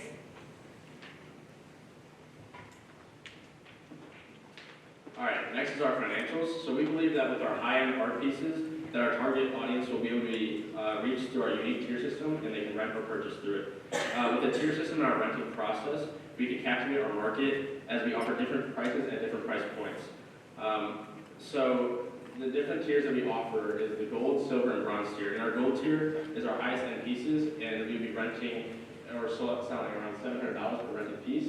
For our silver tier, that would be $550 per rented piece. And finally, for our bronze tier, the more affordable pieces, that would be $400 per rented piece. All pieces that are rented are quarterly, and at the end of the quarter, the pieces can be re-rented or they can be purchased for a discounted price. And we also give the option to purchase a piece for a one-time purchase at the beginning of the process if the consumer enjoys the piece enough that they want to purchase it right away. So, and we also want to know that we're giving 50% back to artists, so we're doing 50-50 cut with the artists themselves. So we believe that with our tier system, in our first quarter, we can make around $19,250, renting or selling around 35 pieces. And this is breaking up into the different tier systems with our gold, with 10 pieces sold, 15 in our silver, and 10 in our bronze. We believe that our mid-tier, our silver tier, will be our most beneficial at the beginning of our business due to it being not as expensive, but not too cheap in what we offer. So we think that will be a big hit at the beginning of our business. And after year one is finished, we believe that we would make around $187,000 with 345 pieces rented or sold. In year two, if we sold around rented or sold 750 pieces, we believe that we could make $405,000. And finally, in year three, if we sold around 1,200 pieces, we could make $652,000. Like I mentioned previously, we do give the option to purchase the piece, and if the customer decides to purchase the piece, we would like to leave this up to the artists themselves on what they want to sell the piece for in that price range of the different tiers. Each quarter would bring back new customers and also existing customers that we already had. So this is why the numbers would increase, and that's how we calculate our sales numbers. So the financial costs and investment and revenue that we identified is first in our costs would be maintaining a website, which we realize is not too costly on our brand. Developing an app in the future, which with not too advanced tech that we would need, that would be too expensive. A copyright patent to establish our brand, and finally insurance if a piece were to get broken or damaged in the shipping process, then we would cover that with insurance. Our investment obviously is in local artists because local artists is what makes our business run, and we need them. So obviously we want to invest in them, and maybe it would take buying a piece from them at first so they can believe in our brand, so they invest in us so we can invest in them. Two-way partnership there. And then finally is revenue with individual pieces rented or sold. That's the main way we're getting our revenue from that. And next is Katie with our team. If we were to take One Brush officially into the market and into the competitive business world, this is what our team would look like. Brendan Akins would lead our team. He would make sure that all steps are being taken care of throughout the business. Ben Paracca would lead our financials. He would locate our budget, costs, and analyze threats to the business and make sure all of our numbers are looking great. Hannah loves to take charge of our marketing. She is great with portraying her brand and is able to tackle any design task that is set in front of her. Katie Downing would lead the operations. If there's ever a complaint within a customer, she'd respectfully deal with the situation and make sure that everything is running smoothly. Last but not least, Jonathan DeLucia. He would lead our procurement team. He would make sure that the website is running as programmed and that our inventory and shipping is as we need it to be. We believe that with this team, we will be able to take over the online art marketplace. One Brush will partner with local artists that are searching for an avenue to sell their art. The One Brush team has already reached out to local artists to build partnerships. Once we partner with the artists, our utmost goal is to help them grow and reach their audience. The profit will be divided 50-50 with our artists. Many up-and-coming artists may struggle with gaining money in the first steps of their career. With our percentage given back to them, we would help them give a financial base while expanding their audience.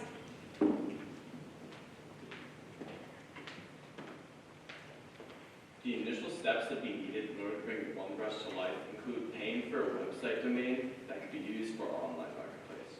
Then we need to reach out to obtain insurance for the pieces of art that we wish to rent out. After that, we'd like to reach out to as many local freelance artists as possible in order to make great connections and partnerships within our local area. From the artists we partner with, we then have the opportunity to use their pieces as our inventory in order to rent them out, or, if they prefer, place them on our website for customers to purchase them. Finally, we would need to continue with the implementation of our marketing plan and materials in order to expand the reach of One Brush.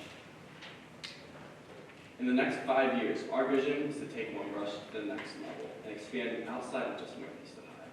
For instance, we would open a branch of One Brush in different cities across the East Coast. However, first we want to encapsulate the local art market in Northeast Ohio and make One Brush a well-known brand in the area. Another possible area for expansion is to add another tier if clients enjoy the higher-end art that we offer.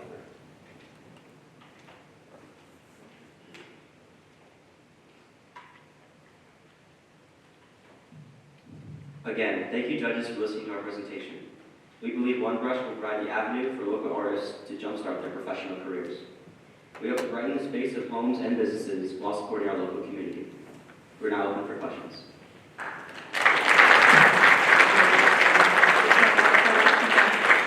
Judges, we have time for 1 or 2 questions. Who would like to go? Mr. Mucha.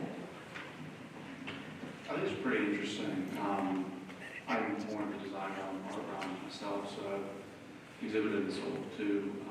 Did you do some research with local galleries on the 50/50? And I'm curious how it might impact the sort of artists that would want to participate, and also the kind of art that you could include. I'd be interested in learning more about that. Is it all two-dimensional? Is it installed? That kind of thing. I'm curious to know. Yeah, so first, we want to work with the up-and-coming artists. So the artists that are just getting their feet on the ground. Because I know that they're gonna be the artists that are kind of gonna struggle to get their art out there. And so we mainly would want to work with artists who do painting on canvas or different kinds of painting, and then also maybe centerpieces or designs like that. I think that could really build a brand super well. And then what was the other part of the question? There's research on the 50/50. Oh, yeah. So, as far as finding that number, we wanted to create just as organic of a partnership with the artists as we possibly could. And so, we were looking around and we were finding out prices, and we were looking at other, online art and how much it would cost. But all those were coming from artists that were already established, and for that reason, they were on the big marketplaces like Saatchi art. And so, we really want to, because a 50/50 partnership, using that, we want to basically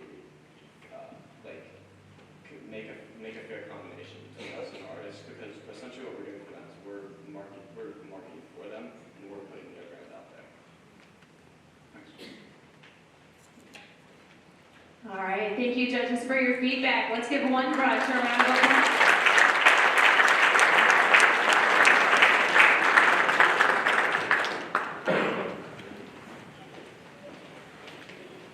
Next up will be Dylan Aldridge, Ethan Creco, Eamon Ferland, Dylan Kowalski, Evan Schmikla, and Brent Simmons with their business For You.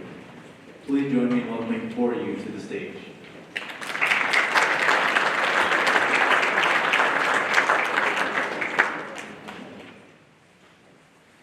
Hi, I'm Brent Simmons, and we are For You, the right care for the right people, for the right cause. Rushing out the door and running late to your best friend's birthday party. You realize you forgot their birthday card, so you swing by the nearest convenience store, which for some reason isn't very convenient. And as you scan through the cars trying to pick one out, none of them catch your eye as meaningful, personal, creative. Instead, you pick out a lame card and go through the cash register and realize it's $8. For something like this, really? So now you're really late and overpaid for a terrible birthday card. We've identified that current card buying options are lacking in value and convenience. The For You solution provides unique cards designed by artists in need, printed on a durable linen cardstock material, and delivered to your door at the beginning of every month. Additionally, you are able to customize individual cards and the frequency they are delivered throughout the year. Moreover, our partnerships with other businesses will allow you to add other small gifts such as flowers and trees.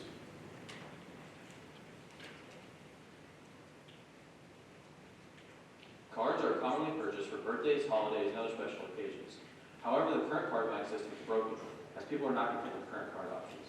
Our survey identified that 2/3 of our target market have problems, plural, with the current card options, such as cards being impersonal, not knowing which card to pick out, a lack of card value, and just forgetting to buy a card.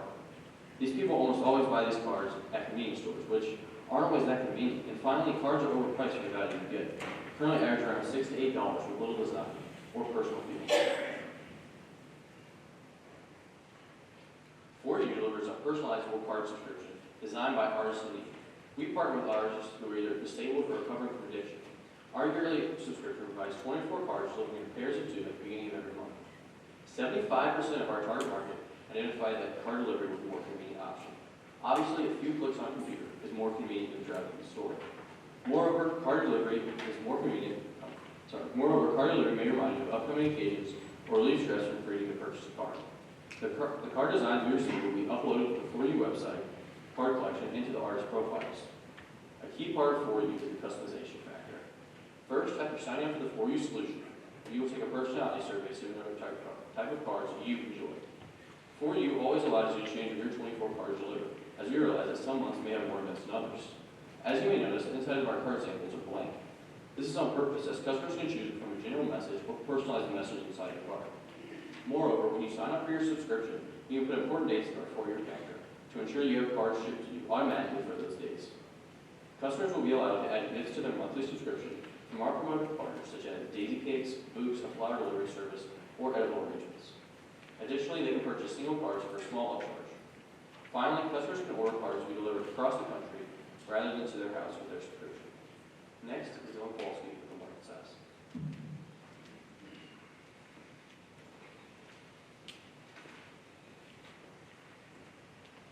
Through our carefully implemented research, we found our market size to have a large potential. Research shows our target audience have a population size of about 9 to 10 million individuals. We found our target market to resonate with middle, upper class suburban families who have a niche for gift giving. While the majority of our target market resonates with women, we also found that a high appeal for our market resonates with men. These men intend to avoid everyday inconvenience as best as they can. Ranging from ages 30 to 60, these mothers of these families tend to have several children, are not employed full-time, and participate a great deal in the local community. These women appreciate interior design, wine tasting, beach vacations, and of course, shopping. When shopping for birthday and holiday cards, they look for meaningful messages which are personal to whoever the recipient may be. They do not look for cheesy humor or gimmicky features, but rather pleasant designs and words that truly speak to the heart. Our marketing strategy connects to the technological emphasis our business displays. We plan to utilize social media as our prominent source of awareness because our target market is very active on social media platforms. In recognition of this data, we created an Instagram and Facebook account which will effectively advertise our product. HGTV, Hallmark, and the Daily Local News are all examples of what our target market will watch on television. The content in these marketing campaigns will highlight our message in supporting local artists in need. The completion of our subscription package becomes reality through our partnership with Daisy Cakes, Books, Flower Delivery Service, and other businesses, providing an effective way to appeal to our customers. Our target market shares ideas with each other. They take each other's perspectives genuinely into consideration. By effectively persuading our customers to discuss our product and thinking of ways to reduce word-of-mouth marketing, it would increase traffic to our website, further proving as a successful marketing strategy. Next is Dylan Aldridge with the business model. We operate as a service in which a customer selects and personalizes as many cards as they choose at the beginning of the year through an intuitive calendar option, which are delivered in different amounts at the beginning of each month based on what the customer indicates on their order. As an online business with a national and eventually international presence, people from all over can order directly from our user-friendly website. We also partner with flower and chocolate companies, which make birthdays, anniversaries, and other special occasions all the more momentous. We contract artists in need to draw meaningful and individualized designs, which gives them the opportunity to do what they love while getting paid and satisfying customers. Our competition. A couple companies exist that provide some similar services, but they lack key characteristics which we excel in. Minted delivers cards, and they offer a large variety of cards, but they do not provide customization options. Enable also delivers cards, but they offer a subscription service for their customers. Of course, none of these businesses allow the customer to customize and/or personalize the cards they select. And local stores offer last-minute convenience, and they generally provide a wide selection of cards, but more often than not, they are overpriced and cheesy and simply not worth it. Obviously, they don't offer customization or delivery options, but we do all the above. We allow the customer to personalize both the artwork and message on the card, and we deliver. Our cards are fairly priced, and a portion of our profits go to financially supporting artists. Risks of our solution include that we do not have same-day buying options. However, in the future, we could potentially sell our cards in stores, and we currently allow the customer to buy one card at a time on our website. Additionally, establishing ourselves as a reputable producer in the market proved to be difficult at first, but we believe our detailed marketing plan and projected investments will give us the necessary push to break into the industry. Next, we have Ethan Creco with technology. Hi, my name is Ethan Creco, and I will be discussing the technology aspect of our business. 4U's business presence will be primarily online, highlighting local artists and vendors at the convenience of a click. Our user-friendly website allows for a unique and highly personalized product that is delivered right to you in your doorstep. We provide a calendar option to organize our customers' future card using needs, as well as having our complete inventory available to them at all times, as well as pairing capabilities with our business partners. In the future, we plan to offer multiple subscriptions, including standard package, premium package, and card lovers package, each coming with their own benefits and importance of membership. We will have an artist profile holding a large gallery showcasing pictures and links to their information, which helps aid in advertising their styles, talents, and story to help lay the foundation for their career. Focusing on marketing, we have utilized the Facebook and Instagram platforms, but mainly Facebook based on our target market. Next up is Ingrid Berlin with the team.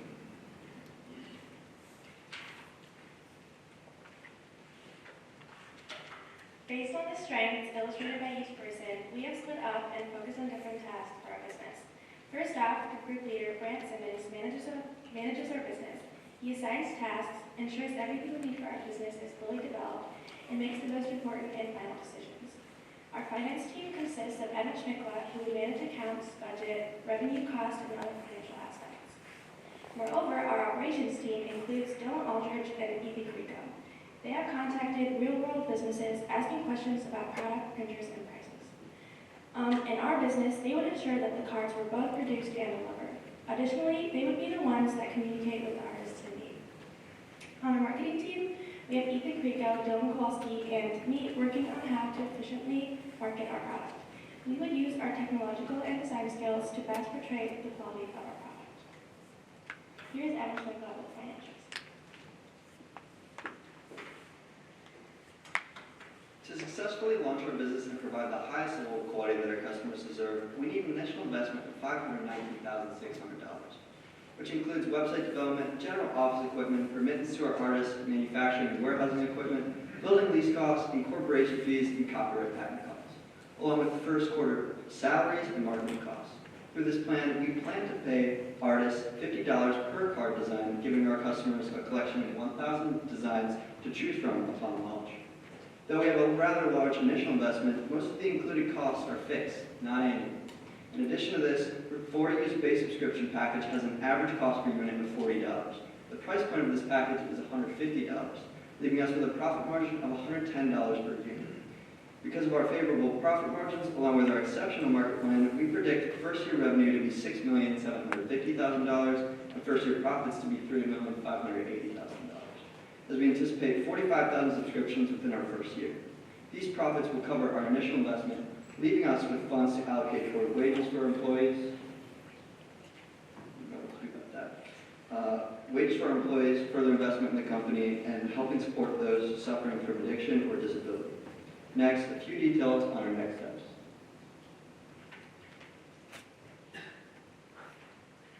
Our future plans for 4U's growth are highlighted in our 5-year next steps plan. First, we will survey our customers on our subscriptions quality and prices to revise our current subscription, if need be, and implement additional subscription levels corresponding with customer desires. We will then pursue customer renewal as we intend to maintain established customers while also obtaining new customers. One way we plan to do this is the launch of the 4U app, which provides additional convenience to our customers, and from there we will establish our own product lines with the additives included with packages such as flowers and cake pops. Finally, we will look toward further capital investment, such as buying improved equipment and a larger office space. Here's Brant for a recap. To conclude, the 4U solution confronts the brokenness of the card buying process by making higher quality cards more convenient to you while supporting artists. We provide the right care for the right people with the right cards. Thank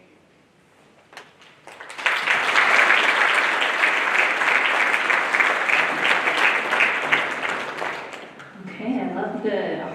this group with this and the mission behind it. Judges, we have time for a couple of questions. Who wants to ask? Okay, Mr. Sepio. Curious, how did you come up with your marketing budget, spending $600,000 in marketing in the first year? And how realistic is it that from that $600,000 you'll end up with 45,000 subscriptions that are each paying $150? That seems like really good conversion. So talk a little bit more about how you plan to target your marketing. So we decided to target our market through social media ads on Facebook and Instagram mainly, and those will be about $2,000 per ad, per different ad. Additionally, ads on television sources average around $50,000 per ad, and these would target very large groups of audiences for us to get potential subscription purchases. Additionally, the number of $45,000 subscriptions comes from our target market includes about 9 million individuals inside of the United States from the middle upper class, larger family size, and our 45,000 subscriptions in the first year is only 0.5% of what we believe is our potential target market. Got it. And then one follow-up. I really like the message of helping kind of some struggling artists. But how did you think about with going with that message, at the same time your business is generating $3.5 million in profit in year one, and you're only cutting the artist $50,000 out of the $6 million in revenue? We believe that we haven't decided the amount based on our potential profits, but we would also give some of our profits to the artists rather than just the $50 compensation, along with donating to organizations that help people who are struggling with either disabilities or federal protection. Great, thanks. All right, one last very quick question. Dr. Hanlon? Were you able to identify any, I'm assuming it would be a nonprofit, that have people who struggle with disabilities and they create cards? I mean, for some reason I'm thinking of UNICEF. I don't know who creates those cards, but they sell them for a charity. I'm wondering how you're gonna locate, it's a great idea, but how are you gonna locate those particular kinds of card artists?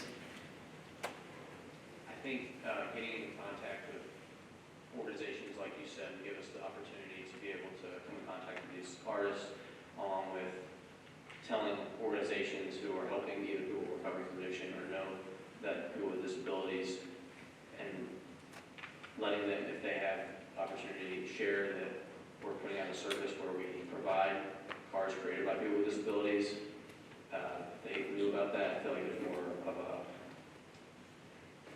more people in that audience, I guess, than we realize, but there's no real market for it at this point. Yeah, I just did have one other real quick thing. The whole thing about the calendar.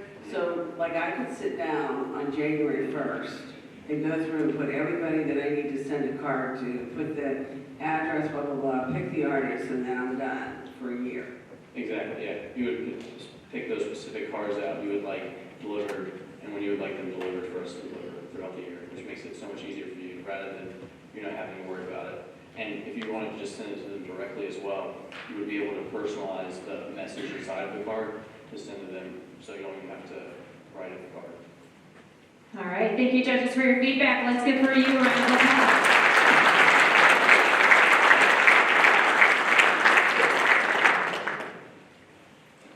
Our final group for the night will be AJ Curcio, Maddie Custer, Julia Dolan, Jack Hernandez, Haley Madsen, and Ethan Stratman with their business, Smart Stroll. Please join me in welcoming Smart Stroll to the stage.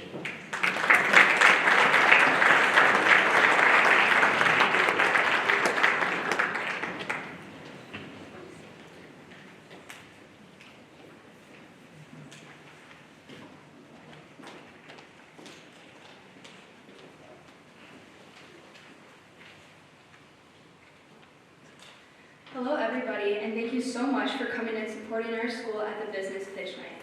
My name is Haley Madsen, and I'm here with Ethan Stratman, Maddie Custer, Jack Hernandez, AJ Curcio, and Julia Dolan. We are the founders of Smart Stroll, Travel Made Easy, and we are excited to share about our company.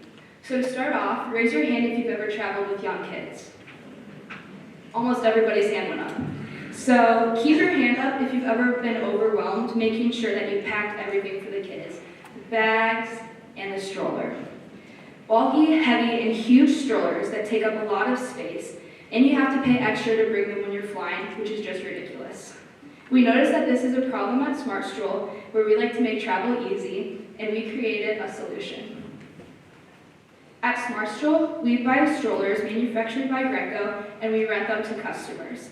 We charge $10 a day per rent, and we work with a company like Uber to transfer the stroller to you whenever you need, or you have the option of having them placed in your car at the airport. Customers can rent our service through an online website with a simple click of a button.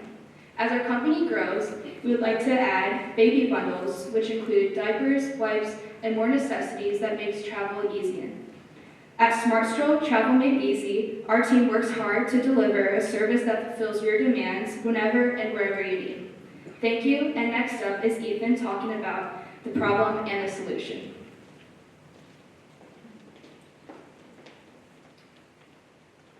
So hello everyone, I just want to say thank you to all the judges, just all the parents. I know you guys have very busy schedules, and just like to thank you all for coming out tonight. So here at Smart Stroll, we want your next trip with your children to be stress-free. We know that traveling with children, whether by car or by plane, can be difficult, carrying not only all of your bags, but all of their bags as well, and trying to fit in, like Haley said, that big bulky stroller. For example, why run the risk of checking your expensive stroller and risk getting it lost or damaged in transit? As well, typical stroller rental options in vacation destinations can only offer broken, old, or dirty strollers that haven't seen a washcloth since I was a baby. So here at Smart Stroll, our goal is to deliver clean, modern strollers to you on demand to your vacation destination. Using our online ordering system, you can not only rent a stroller, but you can have it delivered to any location that you choose. So through our partnership with Uber and rental car companies, they deliver where you guys want. So for example, if you wanted to have a stroller for your family day at Disney World, you can do that. We'll deliver it straight to the main gate, and you can pick it up for only $10. And when you're done, we'll just simply pick it up for you.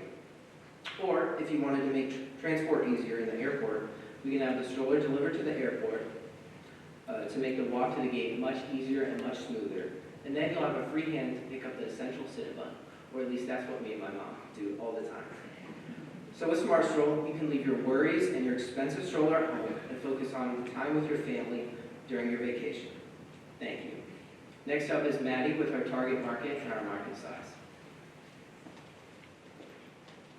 Thank you, Ethan. I'm Maddie, and I'll be speaking on our target market and our business model. Our team has done thorough research to pinpoint our target market. However, due to the versatility of our service, we have a broad and diverse market. There are 100 million Americans that go on a family vacation annually, along with 4 million strollers purchased in the U.S. annually. Therefore, we are marketing towards these traveling families, which are parents with kids ages 1 to 6 years old.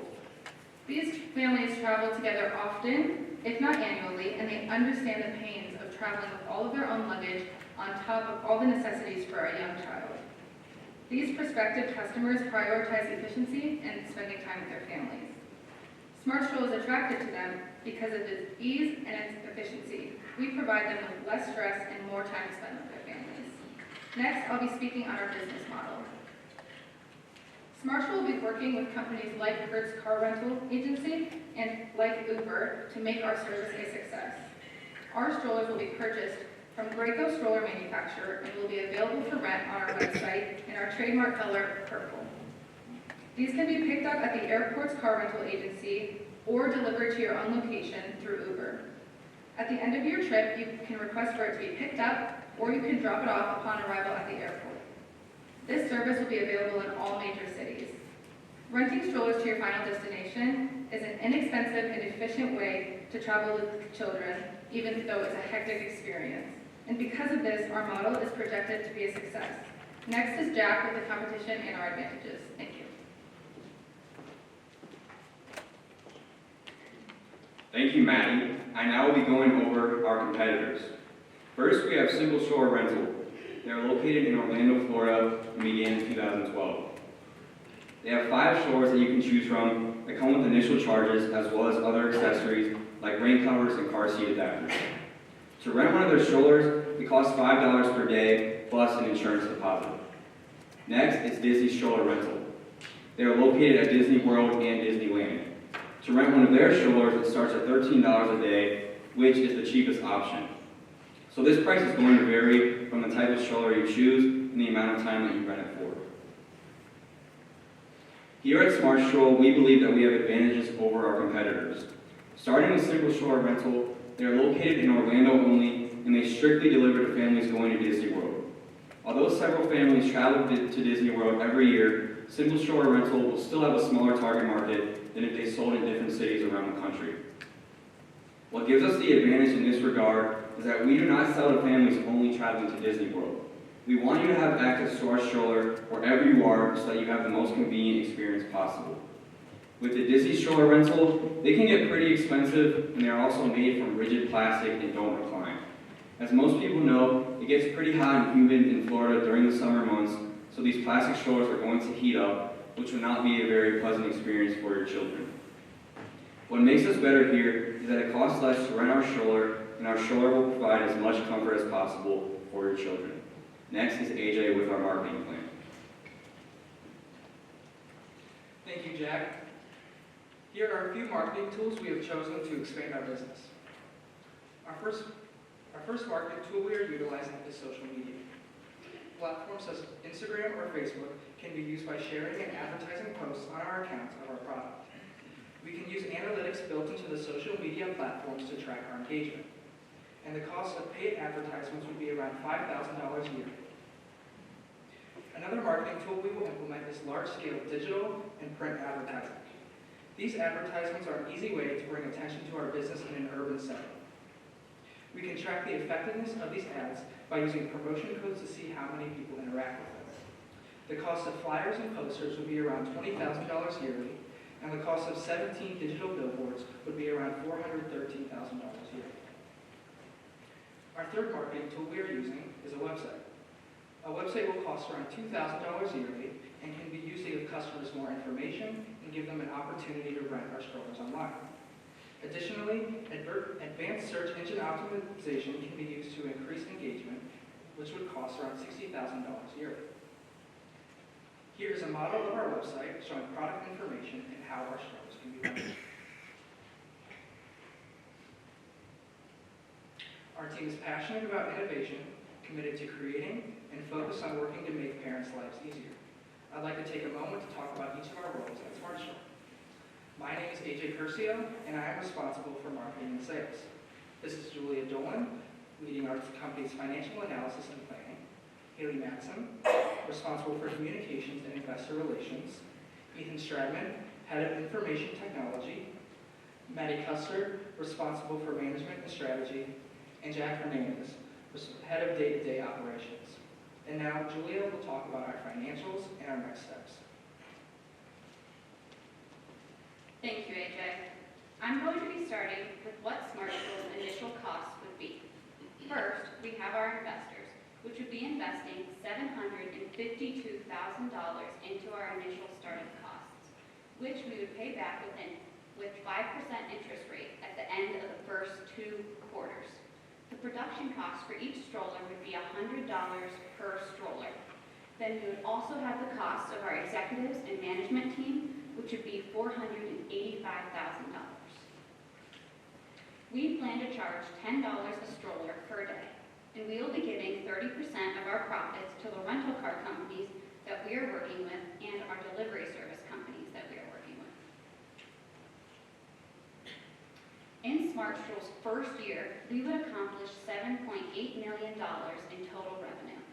We would do this by quarterly manufacturing 1,250 strollers at a time, which would bring in a profit of about $930,000 a quarter.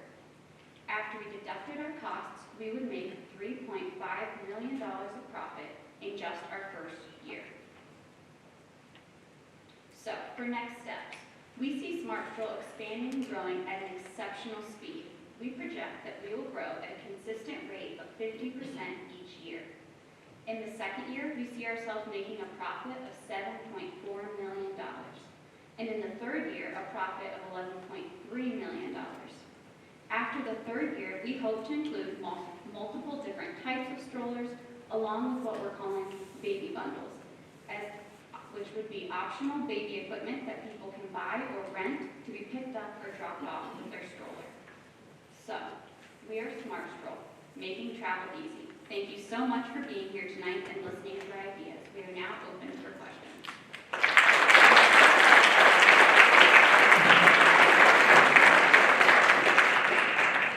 How many of you were just staring at the purple stroller the entire time?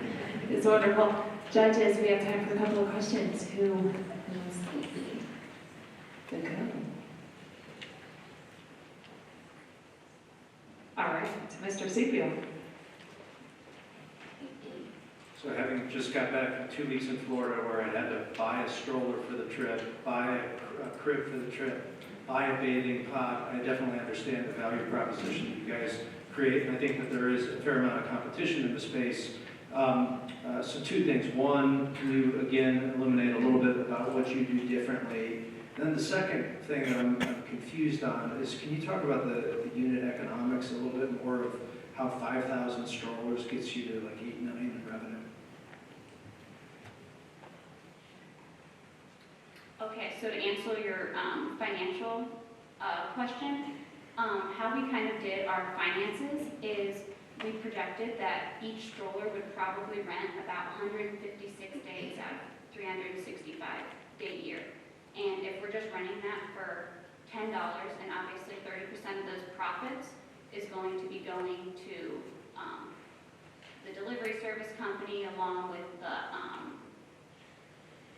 other services that we're using to get them there. That's kind of how we did the math on each stroller, making that money. And then,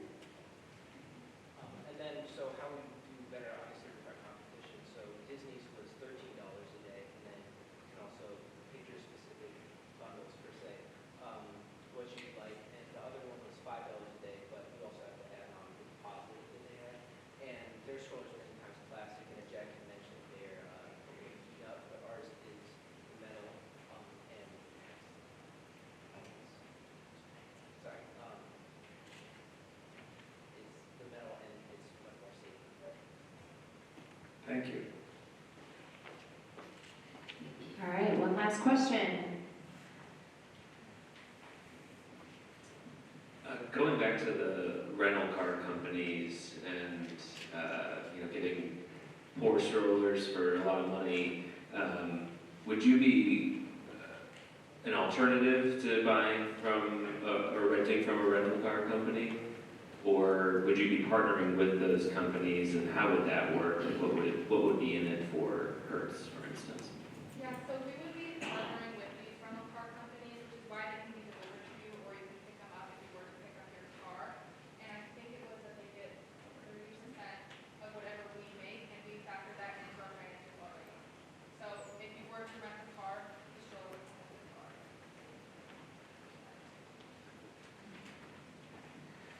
Okay. Thank you, judges, for your feedback. Let's give Smart Stroll a round of applause.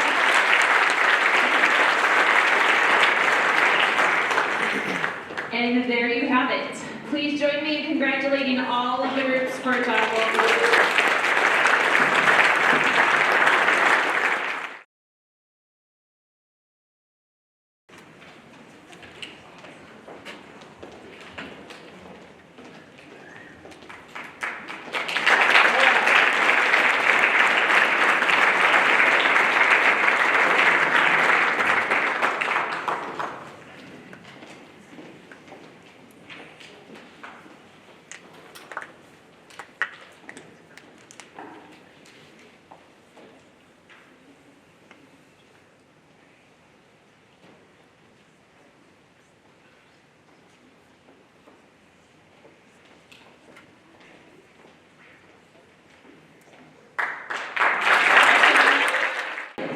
for the Big Idea Best Pitch Awards. Our judges have deliberated and decided after much debate on the following awards. Winning third place and $2,000. Please join me in congratulating One Brush. Come on down.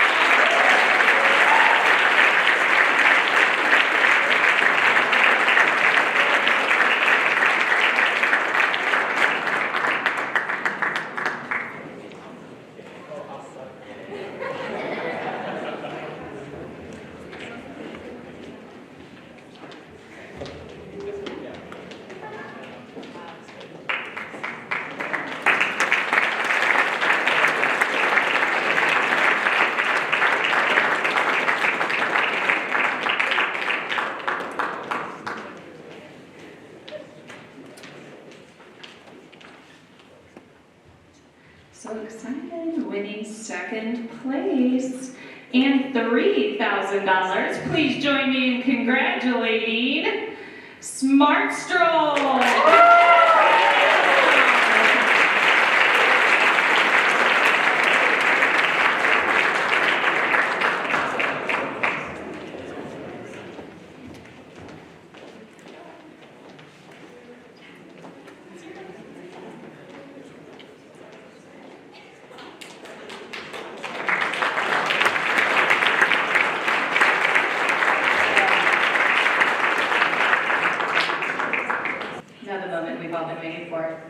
Finally, to present our grand prize of $5,000 and the title of Best Pitch of 2022, I would like to welcome our honored guest, Dr. Susan Hanlon, to the stage.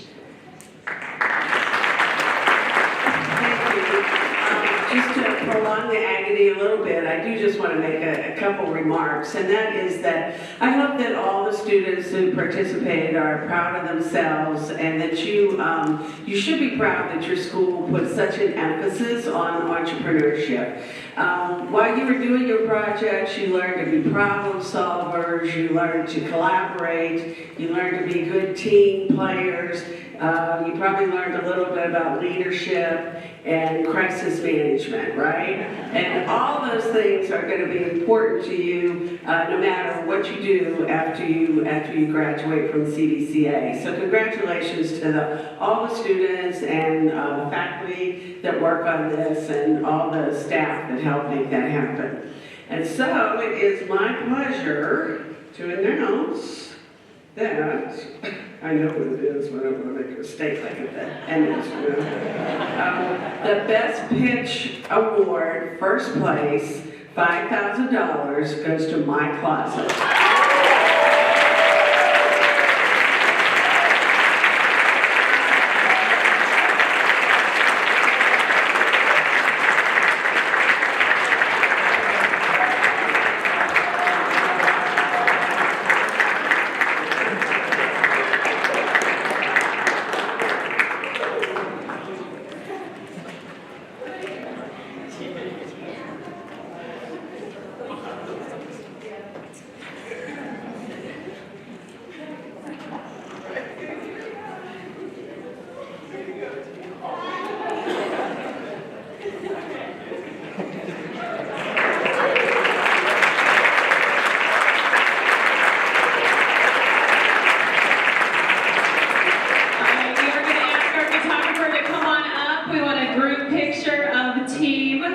My Closet with Dr. Hanlon, and of course, their nice big check.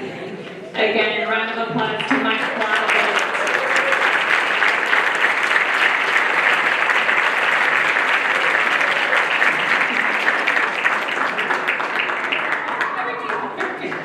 All right, as we wrap up our event tonight, I just want to say a word to all of the students, including those that didn't walk away with the prize. They don't want to hear what I have to say. You amaze me, each and every one of you. You have gained phenomenal experience and learned invaluable lessons in not only entrepreneurship, but also teamwork, leadership, and so many other skills that will take you far in life. Please remember to celebrate your accomplishments, embrace this moment, and continue to give your excellence for God's glory. Thank you so much for coming out and supporting these young men and women. What they have done tonight is extremely difficult, and I am so proud of each of them. Your presence and support matters, so thank you. Thank you to the coordinators of tonight's event, Claire Fediger and Kaden Victor, as well as their teams. They did an incredible job. Join me in thanking them.